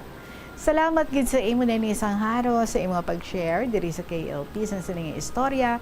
2:34 ang aton nga oras. Magapanubalik ang kahapon lamang program pagkatapos ng pinakaimportante nga mga pahibalo. Ang pinakadumaan na nga international business organization sa Pilipinas, amo ang Iloilo International Chamber of Commerce nga gintukod sang Ilonggo nga si Don Esteban de la Rama sadtong 1924. Si De la Rama nagserbi nga general sang panahon sang Philippine Revolution kag nangin senador sang pungsod halin sang 1941 tubtob 1947. Sang 1923, gintukod ni De la Rama ang Panay Electric Company. Magluwas sa interes sa industriya sang kalamay kag kuryente, gintukod man sang ila kompanya ang De la Rama Steamship Company Incorporated sa Iloilo nga mo ang nagbiyahe sa Iloilo kag Negros. Ang duwa sini ka barko nga Don Esteban kag Don Isidro ang ginpasad pa sang Frederick Krupp Germania Shipyard sa Kiel sadtong 1939 kag gingamit bilang troop transport para sa US Armed Forces sa Pacific Theater sang World War II. Masami bala nga nagabiring ang imutiil? Suno kay Dr. John Hubert Pua, isa ka orthopedic surgeon, masami nga mabatyagan ang cramps sa idalom nga parte sang lawas. Apang mas delikado kung masami mo ining mabatyagan sa ibabaw nga parte sang imo lawas, kaangay sang kamot, bangod posible ini nga palatandaan sang mas malala nga balatian, kaangay sang sakit sa tagipusoon, diabetes, kag hypothyroidism. Nagpanugyan ang doktor nga ang pinaka-epektibo nga solusyon sa cramps amo ang stretching exercise tubtob madula ang pagbiring. Nagasala ka bala sa imo nga tulunan kag daw hindi ka makahibalo kung ano ang imo nga unahon? Kung magtuon ikaw, siguraduhang anay nga nakakaon ikaw sang maayo, agud nga maka-function ang imo nga utok. Kung gusto mo ang snacks, siguraduhan man nga napreparar na ini antes pa man ang imo study time. Bangod basi, mawili ikaw sa pagkuti sang imo nga pagkaon kag ma-distract ikaw sa imo nga tulunan. Siguraduhan man nga tapos na ang imo nga ulobrahon sa sulod sang balay para nga makalikaw sa interruption kag para sigurado naman nga maka-relax ikaw kung matapos mo na ang pag-review. Ini nga pahanumdom ang ginadulong sa imo sang the #1 and most trusted radio network in the country, Bombo Radio Philippines. Basta Radio Bombo! Gabulig sa paglikaw sa nanuhay tuay nga balatian ang simple nga pagkaon sang citrus fruits kaangay sang pomelo nga puno sang powerful immune boosting antioxidant. Ang pomelo ang puno man sang lycopene, isa ka anti-inflammatory, anti-aging antioxidant nga nagapanami isang supat. Ang duga naman sang panit kag dahon sang pomelo ang natukiban nga makapatay sang cancer cells kag nagapalikaw sa paglapta sini sandig sa test tube studies. Kaunta sang La Paz Batchoy. Ang Iloilo ang kilala bilang home of La Paz Batchoy. Mahimo kagid nga maglibot sa Iloilo, mag-food trip, kag ikaw mismo ang maghusgar kung ano ka namit ang La Paz Batchoy. Pwede mo gid ma-enjoy ang La Paz Batchoy nga may pandesal kag puto. Butangi man sang gamay nga paminta kag patis ang sabaw. I-mix sang maayo. Kag enjoy.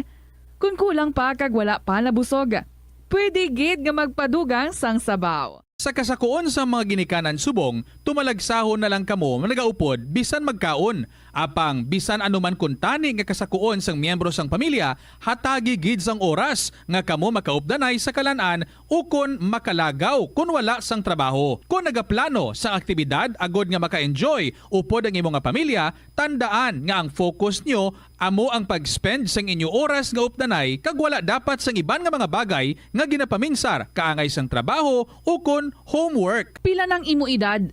May savings ka na bala? Ang iban sa aton nagakabudlayan magkinot o kung mag-save sang kwarta. Apang paano bala iniumpisahan? I-separate ang wants kag needs. Pamangkuton ang kaugalingon kung bala kinahanglanon gid ang imo nga baklon. Kung ginakulang ka na sang kwarta, hindi ini dapat pagastuhon sa butang nga hindi man lang importante. Kung hindi ka gid makakinot, mas maayo nga buhinan mo ang imo expenses. Mag-set sang goal. Umpisahi ang pagpanumdum kung para sa diin o kung para sa ano ikaw nagakinot.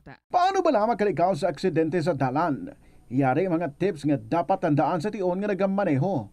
Una, likawan ang masaming nga pagsaylo sang linya. Ang swerving o kung pagsaylo sang lane sa isa ka delikado nga maneuver nga masamig ginatunaan sang bunggo anay. Kung himuon ini, siguraduhon nga may bastante ang oras kag espasyo. Ikaduha, i-check ang blind spots. I-check ang mirrors kung clear ang alagyan. Magbalikid o kung maglantaw sa nagaagi sa ibang nga anggulo, agod makasigurado nga maathag ang alagyan. Ang responsable nga driver ang masaming nga handa sa anuman nga aksidente. Kabahin na sang pagkaresponsable ang pagkuha sa nga insurance agod masigurado nga may peace of mind sa dalan. Ini nga pahanumdom ang ginadulong sa imo sang the #1 and most trusted radio network in the country, Bombo Radio Philippines. Basta Radio! Bombo! Tanan kita mayara sang mabulig agud pakibatuan ang climate change. Magamit sang bag nga pwede magamit sang liwat-liwat agud mabuhinan ang plastic bag nga ginahaboy.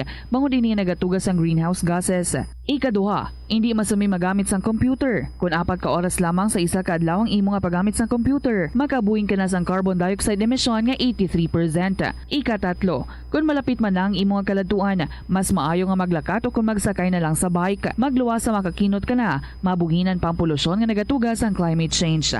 Yari ang mga tips nga dapat mo tandaan para mangin safe kag healthy ang pagkaon sa imong pamilya. Maglikaw sa tuman ka matambok, maasin, kag matamis nga mga pagkaon. Basahon sang maayo ang label sa mga balaklon kag i-check gid ang ilang nga expiration date. I-check sang maayo ang ginabakal nga karne kag isda agud makalikaw sa diarrhea kag food poisoning. Likawan naman nga magbakal sa mga unlabeled kag ginrepack nga mga pagkaon. Kung ginrepack gid man ini nga mga pagkaon, kinahanglan nga mayara sa gihapon ini sang husto nga label information. Ini nga pahanumdom ang ginadulong sa imo sang the #1 and most trusted radio network in the country, Bombo Radio Philippines. Basta Radio! Bombo! May kilala ka bala nga mga bata nga mahilig sa video games? Nagausik bala ini sang inoras sa paghampang sang iya ginakaadikan nga games? Isa ka pagtuon sang American Academy of Pediatrics ang nagapahayag ngang sobra-sobra o kun inoras nga pagtiner sa paghampang sang video games ang makadulot sang depresyon, anxiety kag manubo nga grade sa eskwelahan. Suno sa mga eksperto, halos 9% sa kada 3,000 ka mga elementary students sa kada pungsod ang makabig pathological o kun addict sa paghampang. Makabig nga pathological o kung addicted ang isa ka estudyante kung nagaapekto na ang paghampang sa iya nga pag-eskwela. Dugang pa sa amo nga pagtuon, ang ka-addict sang isa ka bata makapabudlay sa iya sa pagkontrol sang iya impulse. Kaangot diri, ginpanugyan nga dapat hindi magsobra sa isa ka oras kada adlaw ang gastuhon sang isa ka elementary student sa paghampang kag hindi naman magsobra sa 2 ka oras ang isa ka high school student. Atensyon sa mga mahilig magamit sang aircon. Nagpaandam ang medical expert batok sa mga balatian nga mahimo makuha gikan sa sobra-sobra nga paggamit sini. Sino ka Dr. Maria Encarnita Limpin, isa ka experienced healthcare specialist, mas maayo nga checkyaron nga malimpyo ang hangin nga nagikan sa aircon bangod kun mahigko, mahimo ini nga magtugas sang impeksyon kag mga balatian kaangay sang pulmonya. Gani hagan-hagan na lang ina bangod bisan makabulig ini sa imo sa maghinot nga tiyempo, may risgo man ini sa imo nga ikaayong lawas. Nga ginadubilian ang iligal nga droga.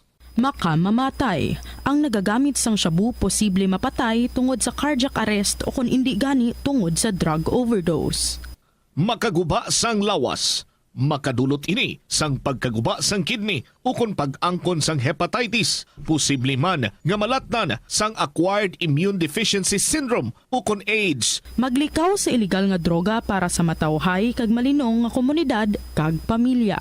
Nagalibogid bala ang imo ulo kung manog tapos na ang bulan o kung basta due date mo na, nagapahanumdumgid ang financial experts nga dapat bayaran mo sa husto nga tion ang imo nga utang, bangod maalam ini nga paagi sa paggastos ang imo kwarta kag may maayo pa nga mga benepisyo. Halimbawa, malikawan ang late fees kag maprioridad ang importante nga mga galastuhan. Dumdumaman nga ang on-time payment history ang makatibong man o kung makapamaayo gid sa imo nga credit score kag mapa-improve ang interest rates. Ini nga pahanumdom ang ginadulong sa imo sang the #1 and most trusted radio network in the country, Bombo Radio Philippines. Basta Radio! Bombo! Ano bala ang dapat tandaan sa tion nga magbiyahe agod mangin hassle-free ang bakasyon? Yari ang pila ka mga tips. Una, i-check ang health kag travel alert sa napili nga mga lugar. Ikaduwa, magpili isang safe nga accommodation. Mag-research ka magbasa sa mga reviews sa napili nga lugar antes mag-book. Ikatatlo, siguraduho na nga may nagagana nga mobile phone. Ang tanan nga mga upod agod mangin mahapos ang komunikasyon sa tion nga madula o kung kinahanglan nga magbulagay sa dalan. Be prepared in case of emergencies. Siguraduho na nga may backup nga emergency plan nga may medical reimbursement sa tion nga may maospital bangod sa aksidente. Ini nga pahanumdom ang ginadulong sa imo sang the #1 and most trusted radio network in the country, Bombo Radio Philippines. Basta Radio! Bombo! Ang Ilonggo nga si Jose Peping Tensay sang Haro, Iloilo ang pinakaunang nga Filipino nga piloto nga nakapalupad sang isa ka passenger plane sa 1925. Iniamo ang eroplano nga Curtiss Oriole biplane nga may ruta nga nagalawig sang 43 kilometro sa lin sa Iloilo padulong sa Bacolod. Samtang ang pinakauna naman nga commercial airline sa pungsod kay sa Asia amo ang Iloilo Negros Air Express Company nga nauna pa sa Japan Airlines kay Singapore Airlines. May flight inihalin sa Iloilo padulong sa Manila, Bacolod, Cebu, Davao kag Zamboanga sang 1932 kag padulong sa Hong Kong, Bangkok, San Francisco, Shanghai kag India sang 1946. Bangod sini ginkabig ang Iloilo nga birthplace sang Filipino Commercial Air Transportation.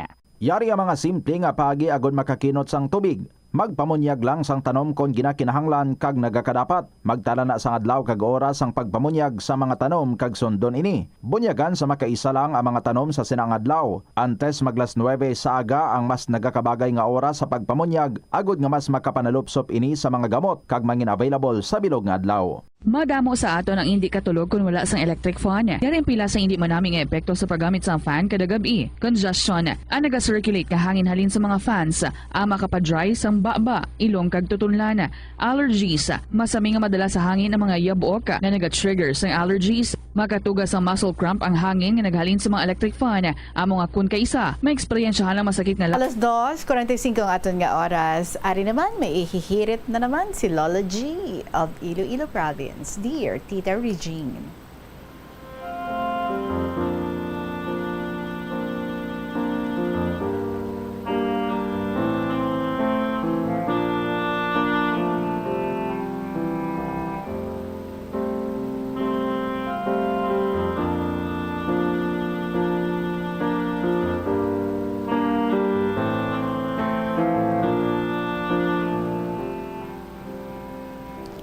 Kumusta na sa tanan nga KLP lovers and supporters?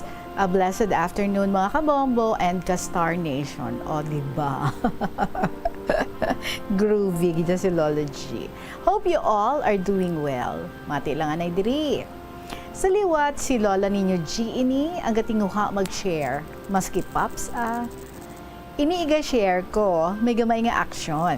Lola in action. O, diba? Short story lang ni Tita Regine kay hapon na. Lumalabo na ang eyes ni Lola nyo. Parte ini sa pag-walking-walking nakon sa farm. That happened sa early 2000 pa. Wala nyo tita, ini nga tinuig, medyo mawaskog pa ang lola. Di pa full-fledged lola. Sa aga or late afternoon, gabisita man na ako tita, kay that time ang parents namon gaobra pa, kay bataon pa man sila mong. So isa ka bes, naglakat ko kay siling ko, makapabalhas bala, kag magdalaman ko something sa parents namon. Kag pagpuli ko tita, may dalaman ko for sure, like root crops, gulay, o prutas mandira para di na magbakal. Ay, ano man nakadimalason, tita. Nakaduster pa ko kag magdulhog sa taytay kay sirom na tidasig akong lakat. Then, unfortunately, nakasalawid akong mga tiil sa mga gagmay nga kahoy. Kung nagbulid-bulid ako pa ubos. Sus, not just lupa.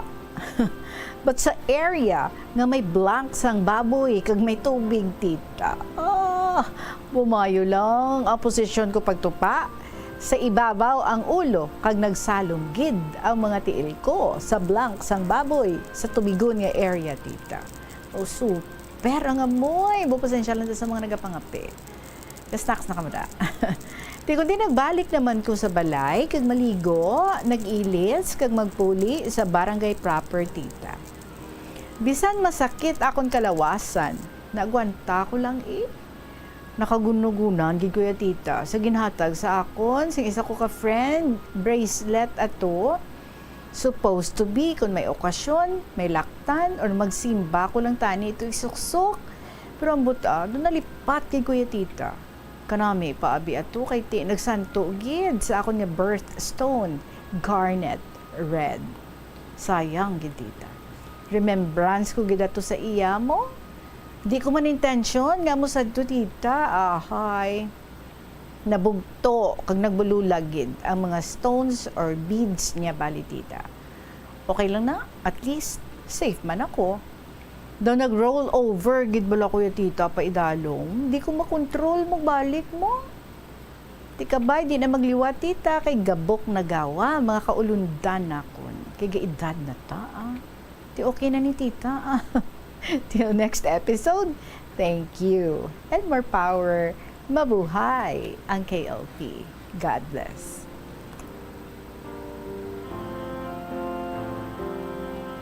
It happened 2000, no? Wow. Let's hope, ha? Wala sang part 2 sa among sinanga incident, especially now. Ngayon medyo nag-edad-edad na ang lola natin. So, halong-halong kagidira, Lola G, and di na nagay ka kadto sa mga malayo-layo gid nga mga lugar nga daw. Kadanlog nga daan sa pong, no? Kati bago ulan. So, please be safe. Dapat pilion mo ang mga lugar nga imo kadtuan, inang safe ka lang. Way sang dako nga probability sang mga aksidente or mga hitabo, no, nga tiway mo giginapaabot. But anyway, sige, I know nga nagahalong kagidira subong. Sige, diretsuhan ko another story from Lolo Abraham. Dear Inday Regine, 6 years old ako sadto sang aga, nagwa kami sa balay, malatay sa taytay nga kawayan, upod ko si nanay, kag utod ko nga babae, mga 15 meters ang agi namon sa taytay, kay makadto kami sa probinsya sang Leganes, Iloilo. Ara na kami nga tatlo sa bridge too far. Wow. Timing, naglabay ang kalesa. Abaw, kalesa, pagali kuya. Kaya ang dalan, may mga buho, basi nag-ulan. Bunot namsakan katubig, ang bayo ko kag shorts. Mayo lang, jutay ang basa. Ginpahiran lang ni nanay ang bayo ko kag shorts. Tilakat kami sa distrito, masakay sa jeep, pakadto sa Leganes, Iloilo. Abot kami sa Leganes town, lakat kami, pakadto sa simbahan. Agyan na mo na ang mga restaurants, nagalapitay lang. Sulod kami nga tatlo sa simbahan, madamo mga tao, hinali lang, naglain ang pamatsyag kautod ko, bangod sa init, kag sa madamo nga tawo. Nagambal ang isa ka tawo sa tupad namon, paimna siya taho, may luya. Ti, guwa kami sa simbahan, kadto sa karinderya, kadto kami to, lapit lang sa simbahan, nagbakal si nanay, isa ka baso tubig, gininom ka utod ko. Nagbalik kami sa simbahan, naumpawan ang utod ko. Tapos ang misa, pauli kami sa Iloilo City. Sa Lactod, 1960, grade 2 na ako, Sabado Santo, 5:30 p.m. Ara ako sa balay, sa sulod nagapungko sa hagdanan. Upod ko ang 14-year-old nga bata nga lalaki, kag 8 years old nga bata. Kinagatanaw kami, mga naga-play mahjong. Bow, 4 tables. Siya ang amon guide. Hagad niya kami matanaw sini sa Prince Cinema pasadto. Tilakat kami sa Bridge Too Far. Mabantay, Panay Bus Line. Abot kami sa city, matanaw sini sa Secret Invasion. Ang bida si Stuart Granger. World War II story. 8 p.m. Guwa kami nga tatlo, sakay kami naman sa Panay Bus Line, abot sa Bridge Too Far. Title inagalinos ang pelikula na sadtong 1990. War Story. Ipanaog kami sa bus, sa lugar pauli kami sa baryo, dulong. Wala gid poste sa alagyan. Bo nagadalagan kami. 1960, grade 2 ako to, tiga-eskwela ako. Alas 7, nagkakadto ako kay tatay sa distrito, mga Yubalon, 5 sentimos. Pinagampang si tatay Chess, sila lang aduha. Para nga hindi sila makita sang iba niya tao. Bukadalag ko sang ilang mga piyesa, dogin ubra lang sa kamot. Abot ako sa school, nagbakal ako dulce, butong-butong, gabot-gabot Kung mataas ang numero ang makuha, madamo nga dulce ang ihatag sa akon. Di masadya ako. Sige ko kaon, naguba ngipon ko. Daw ngipon ni Aping Daldal. Si Aping Daldal pati sa una, comedian. So grade 2, 3, 4, 5, 6. Abi mo nagapaligo kami na sa suba, akon wala klase. 3 kami ka-classmates ko. Lakat namo na, mga 30 meters ang layo. Agya namon plaza, 2 ka simbahan, tapos liko, footwalk, tapos kalubihan. So abot kami sa suba nga 3, dive, una tiil. Matinaw ang suba, year 1960. Kulbaan ako, base may buaya, pareho sa sini nga Tarzan. May bus nga nagalibot sa distrito, nagahambal sa mikropono, nga may sini sa plaza karon sa gabi. 5 years old ako, masagob ako tubi sa baryo. Pila-pila ang mga balde, upod kami ni Lola, ang iloy ni nanay. Iyan na dason masalod sa tubig. Nag-una pa ang isa katawo. Masalod iya balde. Iya pangabuhian. Nag-overtake siya kay Lola. Nagbaisay sila nga duha. Ti una nakasalod ang tao, gani gintawag siya sa alias nga Bertek. Kay overtake, no? Bertek. Di ako, nakasalod man, isa ka balde. Pauli kami sa balay, ginabuligan ako sa isa ka babae, 5 years old iya edad. Pariente ni nanay ang iya amay. Tawa ang isa ka tao, nga amon abyan. Tita Regine, hasta na lang diri ang akong sulat. Salamat din sa pagbasa mo. Sa liwat, this is Lolo Abraham. Si Lolo Abraham, grabe ka sharp ang memory. Pati oras, pati petsa, pati year, ha? Dumduman niya pa ya. So thank you so much, kid, ha? Sa imo, Lolo Abraham, mayo man ano, para nga ang brain naton, as in ma-stimulate, gid. Kag hindi ko baga matuktukan. Alright, pares ni Lola ang paring, gahambal siya, no? Para wala Alzheimer's. Anyway, thank you so much, kid. Ang ato nga oras, it is now 56 minutes after 2 o'clock. Magabalik ang KLP pagkatapos ng pinaka-importante ng mga pahibalo. Ari ang mga simpleng paagi agod makakinot sang tubig. Tinguba ang mga lalabahan kag tinguba man ang pagpanglaba. Ang pagpanglaba sang isa ka bes sa isa ka semana ang nagakinot sang nagalabot sa 50 litro sang tubig. Kung nagagamit sang washing machine, iset ini sa mas manubo nga wash cycle. Makakinot ka na sa tubig, makakinot ka pa sa enerhiya. Ang kalibutan ginakabugusan sang 71% sang tubig o kun kadagatan. Kag ang kadagatan nagabulig sa pagtugas sang tubig nga aton mainom kag hangin nga aton ginahaklo. Gani, aton halungan kag imentenar ang malimpyo nga ginaagyan sang tubig kag mga kadagatan sa masunod nga mga pamaagi. Magpartisipar sa mga organisasyon o clean up events, likawan ang paghaboy sa mga basura kung sa diin lang. Buhinan ang paggamit sa mga single-use plastic, hindi pag-i-flush o kung ihulog sa mga lababo ang mga basura sa panimalay, kaangay sang plastic straw, auto fluids, kag mga grasa. Kadagatan proteksyonan kag limpyuhan. Ini nga pahanumdom ang ginadulong sa imos sang the #1 and most trusted radio network in the country, Bombo Radio Philippines. Basta Radio! Bombo!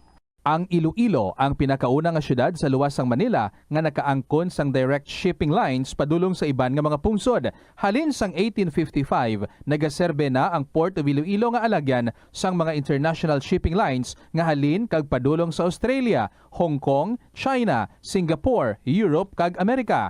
September 29, 1855, sang ginbuksan ni Queen Isabella II sang Spain ang Port of Iloilo para sa international market.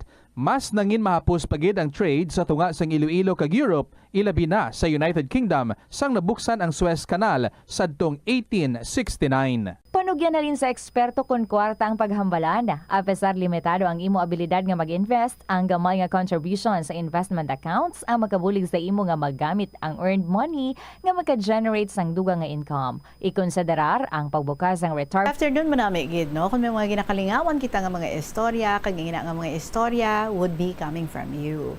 So, pisani, isulat ang inyong mga beautiful stories dito sa KLP. I-email nyo sa bombo_iloilo@bomboradio.info sa gihapon sa mga way na anad, no? Nga naga-gadget, naga-computer, sulaton gyapon, okay gidaya. I-email, ipadala nyo lang dayon, no? Sa kahapon lamang program, DYFM, Bombo Radio, Iloilo, Sky City Tower, Mapa Street, Iloilo City. Nagahulat na kamo kay Tuyang Ermitanya, pues magasunod na siya.